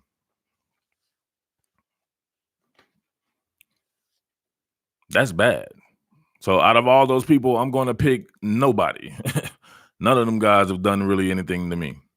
Master Teague probably the best out of them all right now. I would say Master Teague, but it's not like he's lighting the world on fire. And you got to add in James Cook to that list too.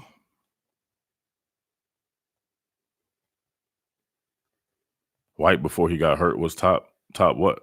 He didn't done anything ever in the NFL. I mean, in college. So how do we know if he was better than these guys in college football?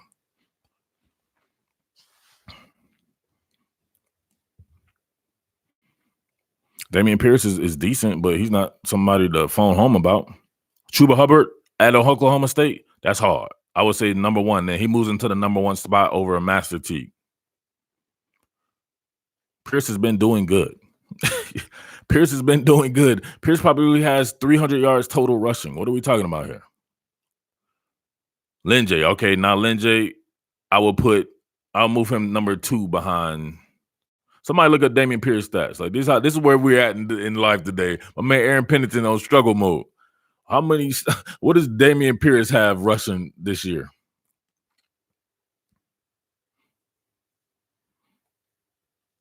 Chuba was in 2017. He was in that. I'm gonna be honest with you. I don't remember. He wasn't in any of the camps I ever worked at. Where's Chuba Hubbard from? I'm gonna be honest with you. I never even heard of this dude before. What part of the region was he from? I worked the West, right? Working at USC, working for the USC side at Rivals and everything. And I'm from the East, having to attend all these camps. What was he from, New York or something? Which UGA? He has 43 rushes for 266 yards. Pierce has been doing good, says my boy Aaron Pennington. Come on, man. 266 yards. Not mentioning. I'm not phoning home about that. He's from Canada. Oh, okay. That's why. If he was in 2017, I worked that cycle extremely hard, right? Boss. And I never heard of the dude. But he's very good when I see him play. But you're saying he's 2017, so he don't count then. So that would be back to number 1 would be who? Out of all those guys said? I guess Master Teague. What is Master? Somebody put a Master Teague stats this year. He's playing behind J.K. Dobbins, and I bet you he has more than Dameon Pierce.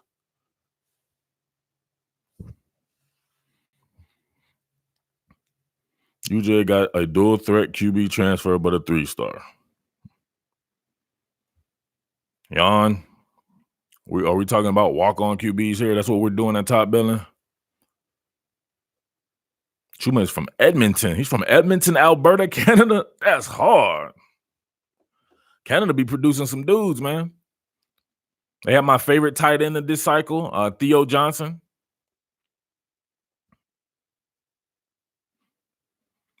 (2018) not as deep as 2017 or 2019. 2017 is golden right now. We can name all kinds of 2017 cats that are going to be stars in the league. Someone asked if UGA would ever get a dual threat. Dude, what about DeJuan Mathis? I'm very confused by this. Do you watch football or do you skim it? Whoever asked that. Everybody should know about DeJuan Mathis. Jaleel Johnson in the house. Late than a mug. Man, when's the last time we had a super chat, man? Where's everybody at, man? It might be time for me to bounce. TCAT 744. There we go. Now, that's what I'm talking about. That's doing good, Aaron Pennington. 744 yards, not 266 yards. Evans, the best running back in 2020. Come on, man. What y'all doing? Y'all know I don't be doing nobody unless it's recruiting time. I'm not trying to talk about recruiting.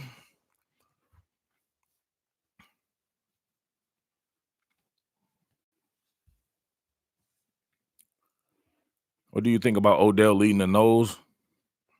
I don't know, man. I watched Odell Hagen's press conference, and that shit was the worst ever. It was worse than Willie Taggart's press conferences. I was like, man, you want this guy to lead your team? I don't know. I think whoever they should get somebody and just keep him on staff. If that's the case, once you go watch that press conference, you'll be like, damn, that's not hard. What's this?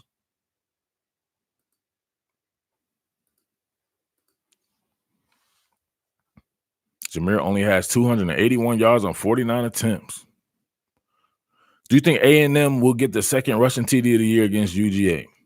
I'm not Mr. Cleo, but if any team could, I think it could definitely be them. They got they have a 240-pound back and a 225-pound back. Isaiah Spiller is a super underrated. I like Isaiah Spiller a lot. Maybe it's because he has Spiller on his back with number 28, and I was a huge CJ Spiller fan at Clemson.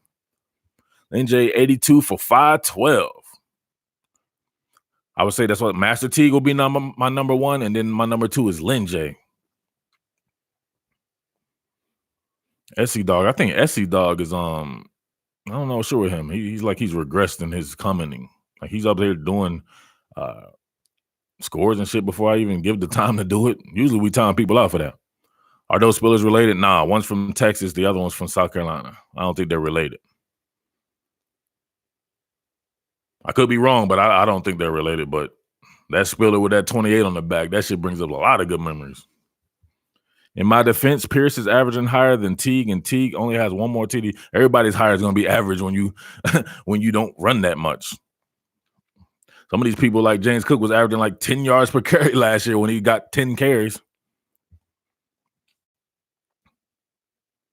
Yeah, man, I love CJ Spiller. That dude was hard. I know you don't do the recruiting talk, but so you like Theo over Darnell Washington and Eric Gilbert.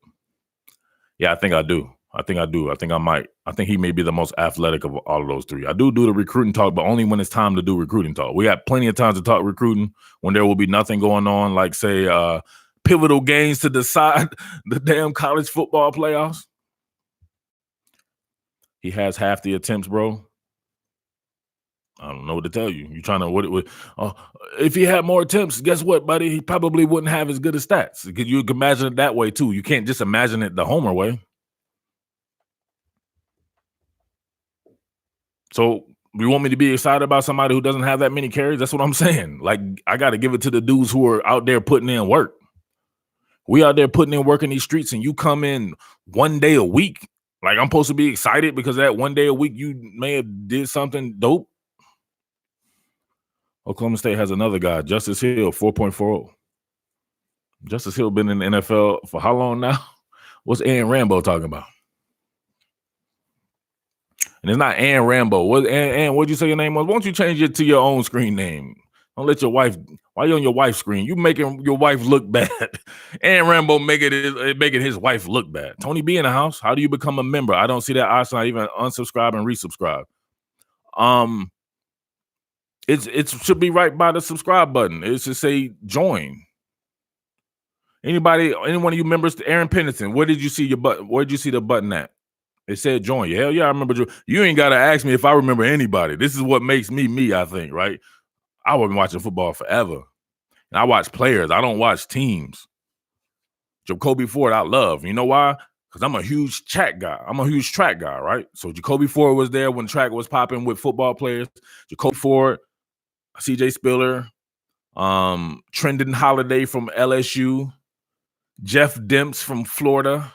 All these guys were huge track stars at the time, right, too. So I would watch them in the offseason running track. That shit was popping. They don't do that no more, man. Name some real track dudes that's getting it popping.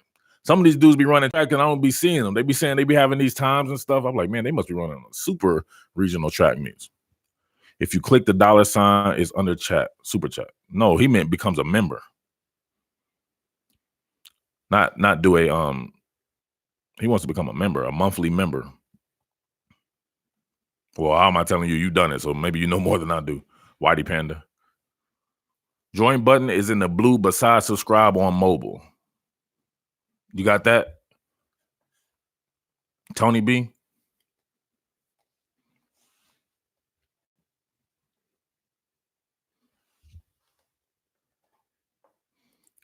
Join box next to subscribe.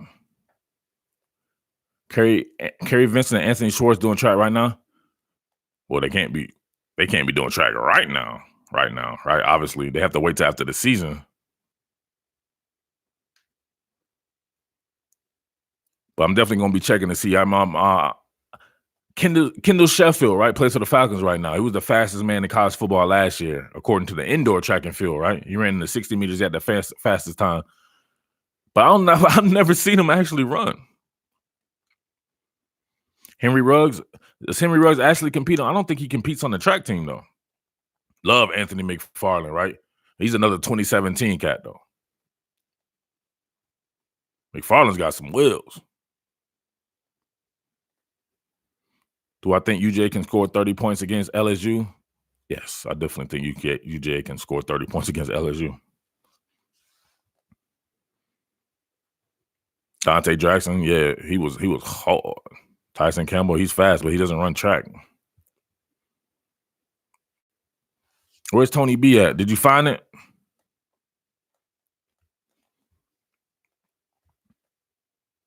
I mentioned Trendon Holiday. Danny, what we doing here? I named all them guys off, and then you want to come behind me and name them? I don't have that option, so I feel like you're trying to play us, Tony B. What you mean you don't have that? Everybody else done told you where it's at, and you don't have that option, Sean? Here's what you do, Tony B. Click on one of those videos, right? Just any random video where it says subscribe, there should be join right next to it on every video that I publish now. It will give you the option to join as well. Update your YouTube. I don't think he has to update his YouTube, though. I named Jacoby Ford, too. What's wrong with these people? They're not actually listening. I said Trendon Holiday, Jacoby Ford, CJ Spiller, Jeff Demps, Trendon Holiday. I named all these guys together. And then y'all going to come with your slow-ass internets like 3 minutes later and then be like, Jeff Demps, Tony B on the flip phone.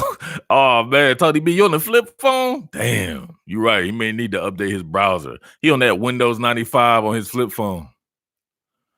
Whitey says, under the $sign, I saw a super sticker, super chat, and join. You on that baby Nokia. That's hard. Nokia was about this big. You was in that talking like this. It was like an earplug in your ear. You're like, hello? Plumlee at AU, scary. Would it be scary? You got to be able to score. Oh, you talking about Gus having to go back and play that 1988 Auburn ball? Because Gus wants to throw the ball. If you hadn't noticed, Gus wants people to shut up in the NFL where they say that he can't develop a quarterback. So he wants to show that he can by passing the ball. Tony says, I'm on the mobile app. Come on, Tony. I think you're letting us down, bro. You don't see nothing that says join there. Savon Ahmed from running back from Washington, hard. Nate McBride, track athlete, fast as hell. Flip's got mobile app, says Jalil. Jalil, you know. Don't try to pretend like you don't know. Bo Nix has more completions than Fromm. He also plays in the offense where they throw the ball a lot more. This is what y'all don't get, right? I done told y'all this before. If Georgia's blowing out a team, Fromm's not throwing the ball. I tell you, I literally saw Justin Fields throwing the ball in the fourth quarter, and they were winning by like 50 points. It was unnecessary. They don't do that at Georgia. They'll take Jake Fromm out, or they'll just run the ball. They got that Pantech John. The Pantech John was hard.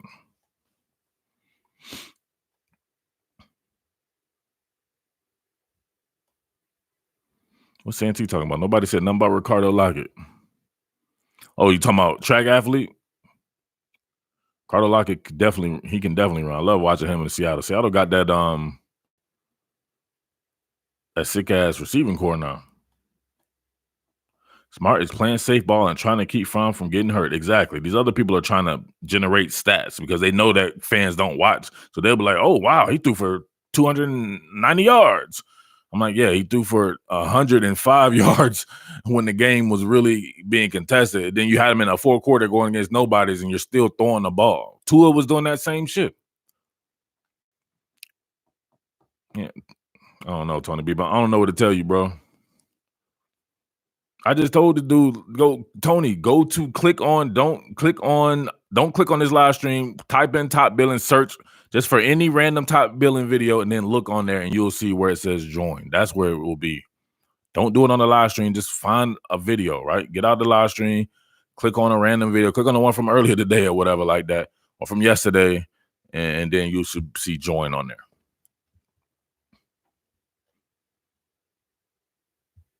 Santee super proud of Ricardo Lockett, boy. I know he done brought Ricardo Lockett about 100 times. We know, Santee. We know. Nick's completing 57% of his passes and Fromm completing 65% with lesser talent. Nick's plays in a elementary school offense as well. Let's not forget that. So I don't know why people be comparing. That's what I'm saying. People don't understand football. Why would you be comparing Bo Nix anything to what Jake Fromm is doing? If Fromm plays in a pro-style offense, Nix plays in the offense that people make fun of.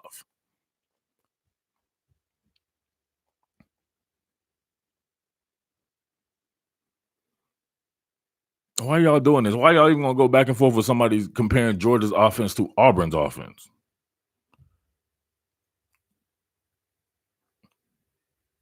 How many passes at or behind the line of scrimmage that Bo Nix has to throw? Why do you think they just say that they can't develop a quarterback at Auburn? Because they're not doing NFL shit, and that's what Fromm does. He's one of the few quarterbacks in college actually doing NFL shit. Who qualified? Tennessee. I'm taking nothing. Tennessee is the future. All bow down to Tennessee. Kermit Whitfield. Yeah, that dude was fast. FSU actually had a real track dude too. Man, what was his name? I think he ended up trying to come back and play NFL football, but he had left and just become was a regular sprinter. And he was like a really good sprinter, like sprinting out there with the top guys like Usain Bolt and Justin Gatlin and these guys. I forget his name. I wonder if he went back to track. I know he was trying to play NFL football and he was trying out and he was on a few practice squads or something. I forget his name. They're not finding their way into the NFL. I was still watching Kyler Murray. I was watching him last night, actually, right? I watched him because I did a thing on San Francisco's. I did a thing on San Francisco about its zone running scheme using a fullback, and I went and I watched the entire game, right? NFL coaches film John on and they were still doing. He still had to put in some NFL concepts and even in his shit, right?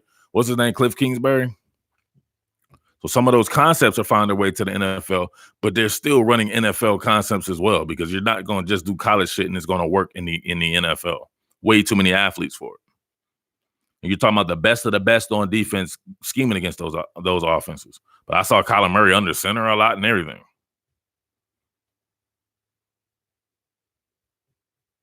Oh, Georgia's definitely not built to throw the ball. If they're throwing the ball 40 times, that means they're trying to catch up. Now they've gone outside of themselves.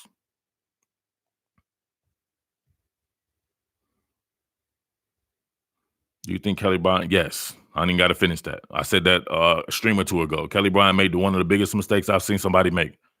He would have been he would have been right at Auburn. He could have held Bo Nix off for a year. Bo Nix could have got acclimated to college football, maybe worked in a little bit. But he would have been in the thick of things. And he can get your name in the thick of things. You never know what may happen. Maybe somebody will see something like, damn, Kelly Bryant, out there Auburn and got 9 wins, and I don't know, maybe you upset Georgia or beat Georgia or something like that. But that was going to Mizzou. I don't think it worked out as good as he thought it was going to work out. But we have the benefit of hindsight. Murph, whose offense combined with UGA defense would win a natty? Oklahoma. Oklahoma has the roughest, toughest, hardest out of all those spread offenses. They are the most gangster. They still run power schemes from the run game.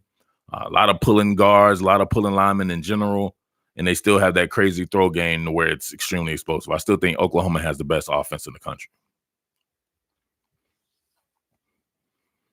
So they can win a couple of different ways. They can run the ball, and they got perhaps the best running quarterback. Something about Jalen Hurts, man. He don't look to be the fastest or anything like that. I think Plumlee will be moving. Hurts don't never look like he's moving to me. But, man, that dude can run. Yep, Hurts will run you. Yeah, Hurts is not a sliding guy. He's going to run you over. So he's going to punish defenses as well. And they always have those really good offensive lines at Oklahoma. I think that's because CD. What about CD, bro? It's more than just CD. I just told you, they've been having these run schemes and they run the ball and they have great run personnel as well. So the combination of their running game and their passing game with the running quarterback like Jalen. And it's more than just CD. CD's great, but they still have, you know what I'm saying, Rambo there.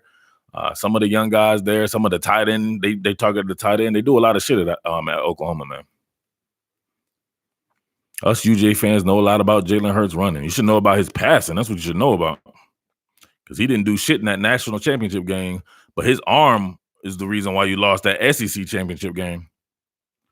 Hurts will play on Sunday? Yeah, of course. Will he be a starter or something like that? But I'm pretty sure you can find there's 3 quarterback positions per 32 teams or whatever like that. Hurts should be one of them. Yeah, he does have an effortless running motion. Some of these dudes look like they're running fast, and they're not even running that fast. Bracey, yeah, Marvin Bracey. There you go. Tramel Wright. Man, that was hard. How you get that?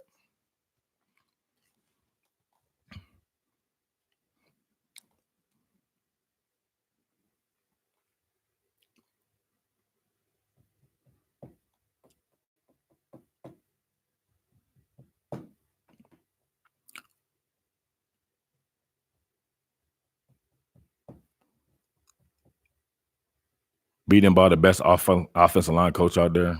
I don't know about the best. He's one of them, no, for sure. But Sam Pittman's doing his thing. There's some others. My man's doing a pretty good job at Tennessee. Is that Will Friend? I watched Jeff Driscoll start for the Lions. Jeff Driscoll started in the NFL? If Jeff Driscoll can start a game in the NFL, Jalen Hurts can start a game in the NFL. Just came in and we doing wipe my feet. Dang, you just came in. I'm about to go though, bro. He killed it? Wait, what? Jeff Driscoll killed it? Let's go. Let's go, Jeff Driscoll. What's killing it though? Some of these dudes, you know what I'm saying? These Florida fans be killing me, right? Damian Pierce was killing it. He got 266 yards. Replay time. You think Jim Chaney would have had you don't even got to finish it, bro. You know Jim Chaney would have had it better. Jim Chaney's much better than James Coley. That's what I'm saying. I hate when people realize some shit when it's gone. Kirby made excuses for the rain. Hopefully he did not make an excuse for the rain. That doesn't sound like Coach Smart. What did he say about the rain?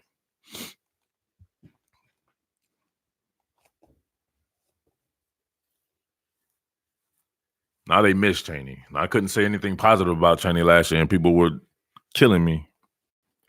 What? That's what happens. Hurts will fit nice as a backup for the Ravens. That's what's up. Greg Glaze back. He's out. He about to go hit that exotic orange juice up though. I would have loved to see Driscoll under Mullen. That's hard. That was me, Murph. I'd buy Chaney a truckload of honey buns if he'd come back. Of course, it was you, William. We already know. You didn't even gotta confess something now. I'm automatically assuming everything is you, Will. Do you think UGA should fire Coley after the season? No, I wouldn't fire a guy like that, right? He's a really good recruiter. I would see if you could pair somebody up with him. Maybe, I don't know. That would be hard. I don't know if you could just fire James Coley. Unless you came up with something real hard. A co-offensive coordinator, I think James wouldn't like that. James got that Cajun accent. Where's James from? Every time I talk to him, I'm like, damn, I want to ask him, like, James, you from Louisiana or something? He'd be like, what's going on there, boy?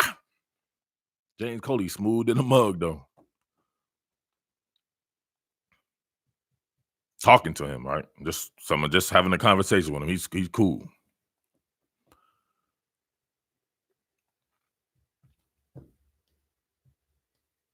He's from Miami. I mean, like his ancestors or like his rest of his extended family or something like that. He's got a funny kind of accent. It doesn't sound like he's from Miami. UJ needs a passing game coordinator. That would be hard. He's Cuban? James Coley's Cuban? Man, I would have never known that. I don't known about James Coley forever. LSU and stuff like that. Oh, now he's Italian? Oh, boy. He's Cuban and he's Italian. That's not hard.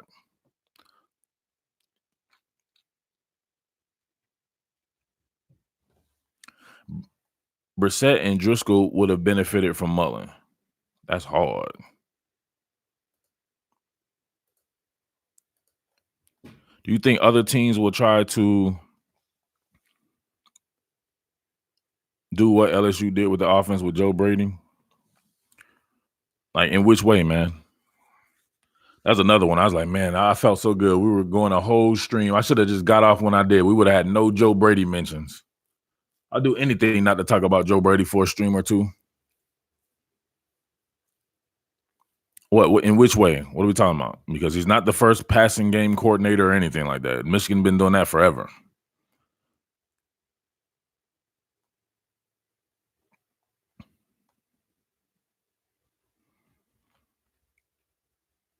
How do you think LSU will look in 2020? Who the QB? I'm not Mr. Cleo. I don't know what y'all be thinking. I'm not these other dudes. They'll say some shit like that. I'm the most realest dude you'll ever meet in your life. They call me, I'm thorough. In New York, they say I'm thorough in 5 boroughs. You know what I'm saying? I don't know. I'll tell you what I know, but who should be the quarterback? I have no clue, and I do not know what LSU would look at without Joe Burrow doing what Joe Burrow's. To me, he was special even last year. Stuff that I saw in him, I'm like, man, if he gets acclimated to this with some of the stuff that he can do and his moxie, his athleticism, I think the shit will be off the charts. Look what happened. The shit's off the charts. Is somebody gonna come in and replicate that? They need to probably get a grad transfer.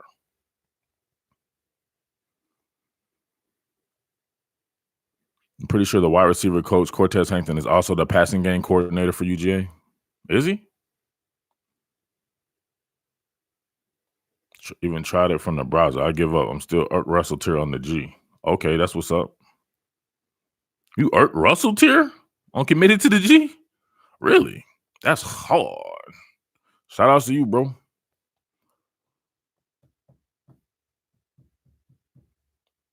Send me, well, shit, it wouldn't work, but I bet you I could find that bad boy. About to say, send me a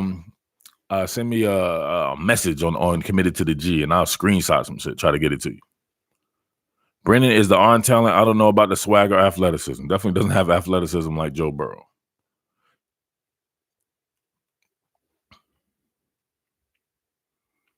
Man, I gotta look for the dress. I'm gonna go watch the Jeff Driscoll stuff later. Think about Jeff Driscoll. You could tell he had some talent. He just I don't know. It was weird. I think he was just caught up in between schemes or something like that. He would have balled out though with Urban Meyer. It's at the bottom of the chat on the right hand side. That's probably just super chat though. He's trying to look to become a member.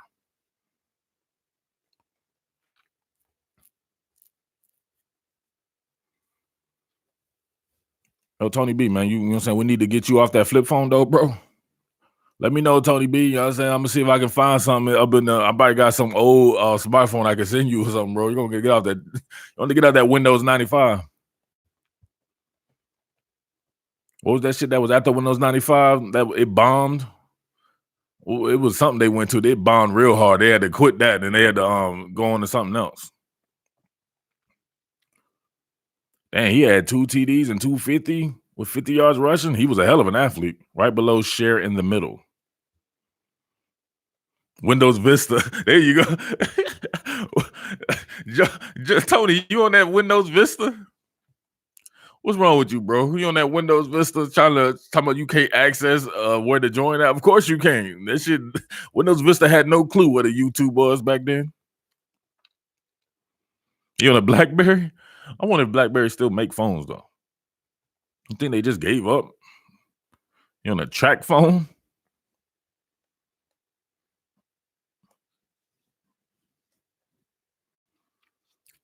All right, y'all. We're coming to the end right here. Let's go ahead and get some of these picks in. All right. Hold on. Let me get this. Driscoll reminds me a lot of Franks. Got all the physical talent, but lacked composure and didn't have anyone there to develop him. I can definitely do. He's on that iPad Nano. You on that swamp water connection? All right, Marcus Kyle, his phone about to go dead. Dang, I'm sorry about that, bro. I'll let your boy. All right, y'all. Let's get the picks going up for Georgia A&M. Let's go. Give me your scores.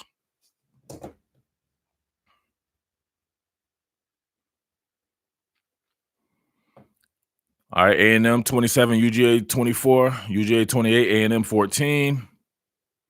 UGA 31-17 says GB2. Young Coke, that was him before, and Corey before that.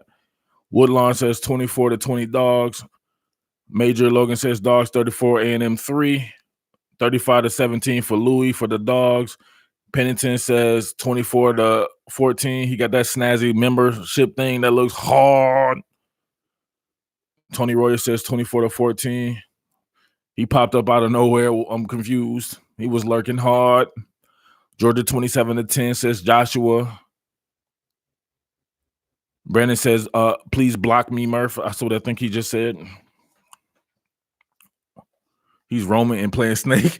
He's roaming. Y'all remember roaming? That shit was scary. Roaming is you throw your phone in the river before you roam. I'm like, I ain't trying to get no roaming charges. I'm throwing this in the river. UGA 28-13 says Michael Johnson. Jimbo gonna get that W, make Aggie fan believe in him. Tony B says 31-10. Joshua Siegel says also block me because he's acknowledging some goofy shit. Whitey Panda says Splendor 42. I'm confused. Who has Splendor? Whitey Panda. Whitey Panda says Splendor 42, ATM 24. Oh damn, is it Georgia Splendor?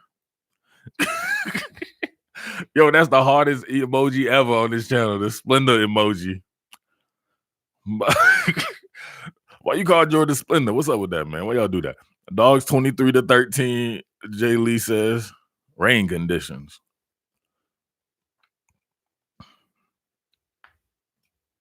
Let's go. That's it? That's it?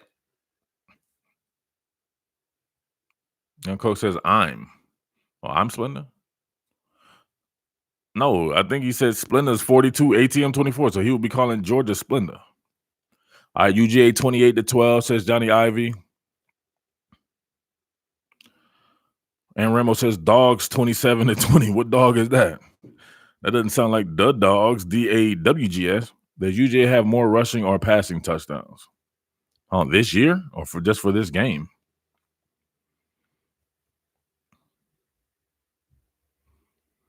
Where we at? Saturday? I don't know, probably rushing touchdowns. Doesn't matter. As long as they just need to get touchdowns. Some people are like, if we don't win scoring a bunch of passing touchdowns. It didn't count, coach. Corey says peace. Holla. Where we at? That's it? All right, then I'm going to go.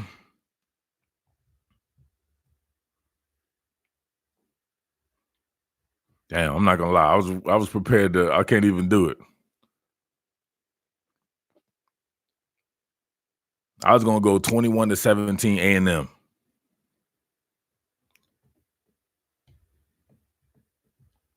But I can't do it, man. I'm gonna have to go 24-17 Georgia. I'm gonna say Georgia gets it together and really good. I don't know. I'm torn on this one. That's why I spent all week on this game. I done watched so much A&M shit. I don't know. I just feel like it's a bad matchup.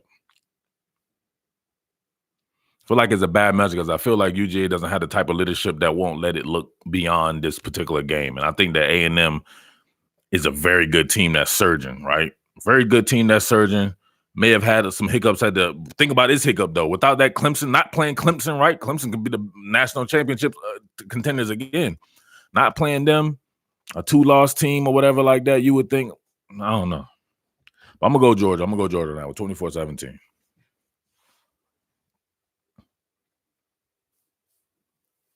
Yeah, that's what I'm gonna do. I'm gonna go 24-17 Georgia. All right, so let's do Ohio State, Penn State.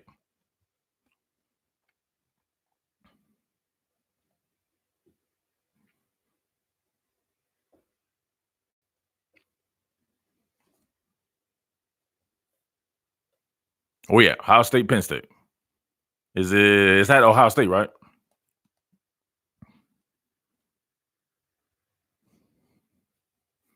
All right. 28-24, Penn State says GB2. OSU 31-21. Coke says Woodland Farm has 42-21 Ohio State. OSU 38-24 says Louis. Joshua has 34-30. OSU. Jaleel says Ohio. He has the Bobcats beating Penn State. Danny Ramos says Ohio State 31, PSU 28. That's hard. That'll be a good game. Penn State for the upsets, 27-26. So Michael Johnson says, does anyone have an offensive line UF can borrow before we sign off? Hope UGA loses. Okay, we'll have a great chance to get in. Penn for the upset, 27-26. OSU 31, Penn State 28, 42-34 OSU, 42-28 Ohio, says Jocelyn. What's up with you people with this Ohio stuff? You know that Ohio, there is a team called Ohio? The spread is 16. We don't do spreads and stuff here. We do football stuff. So, don't know what to tell you. Ohio on the map. Them Bobcats about to put it on Penn State. All right, is that it? I'm going to say Penn State let me down. I originally had Penn State about 5 weeks ago. I ain't gonna lie. I was gonna say that. Now the defense, the defensive passing is not looking the same. They're not getting after the passer. I wouldn't be surprised if Penn State only had like 1 or 2 sacks within like the last 5 games or something like that. It's weird. It's like a weird collapse right there. So I'm just gonna go ahead and go Ohio State 31, Penn State 18 or something like that. I don't know what to tell you. Everybody let me down. All right, is any other games y'all want to do before I get out of here right quick? Any other games popping?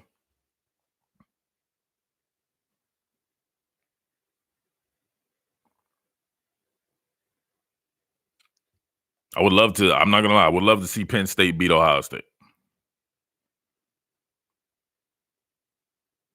Any real games? People trying to be cute? I don't know why people think that I like for the people to be cute up on here when I'm talking football.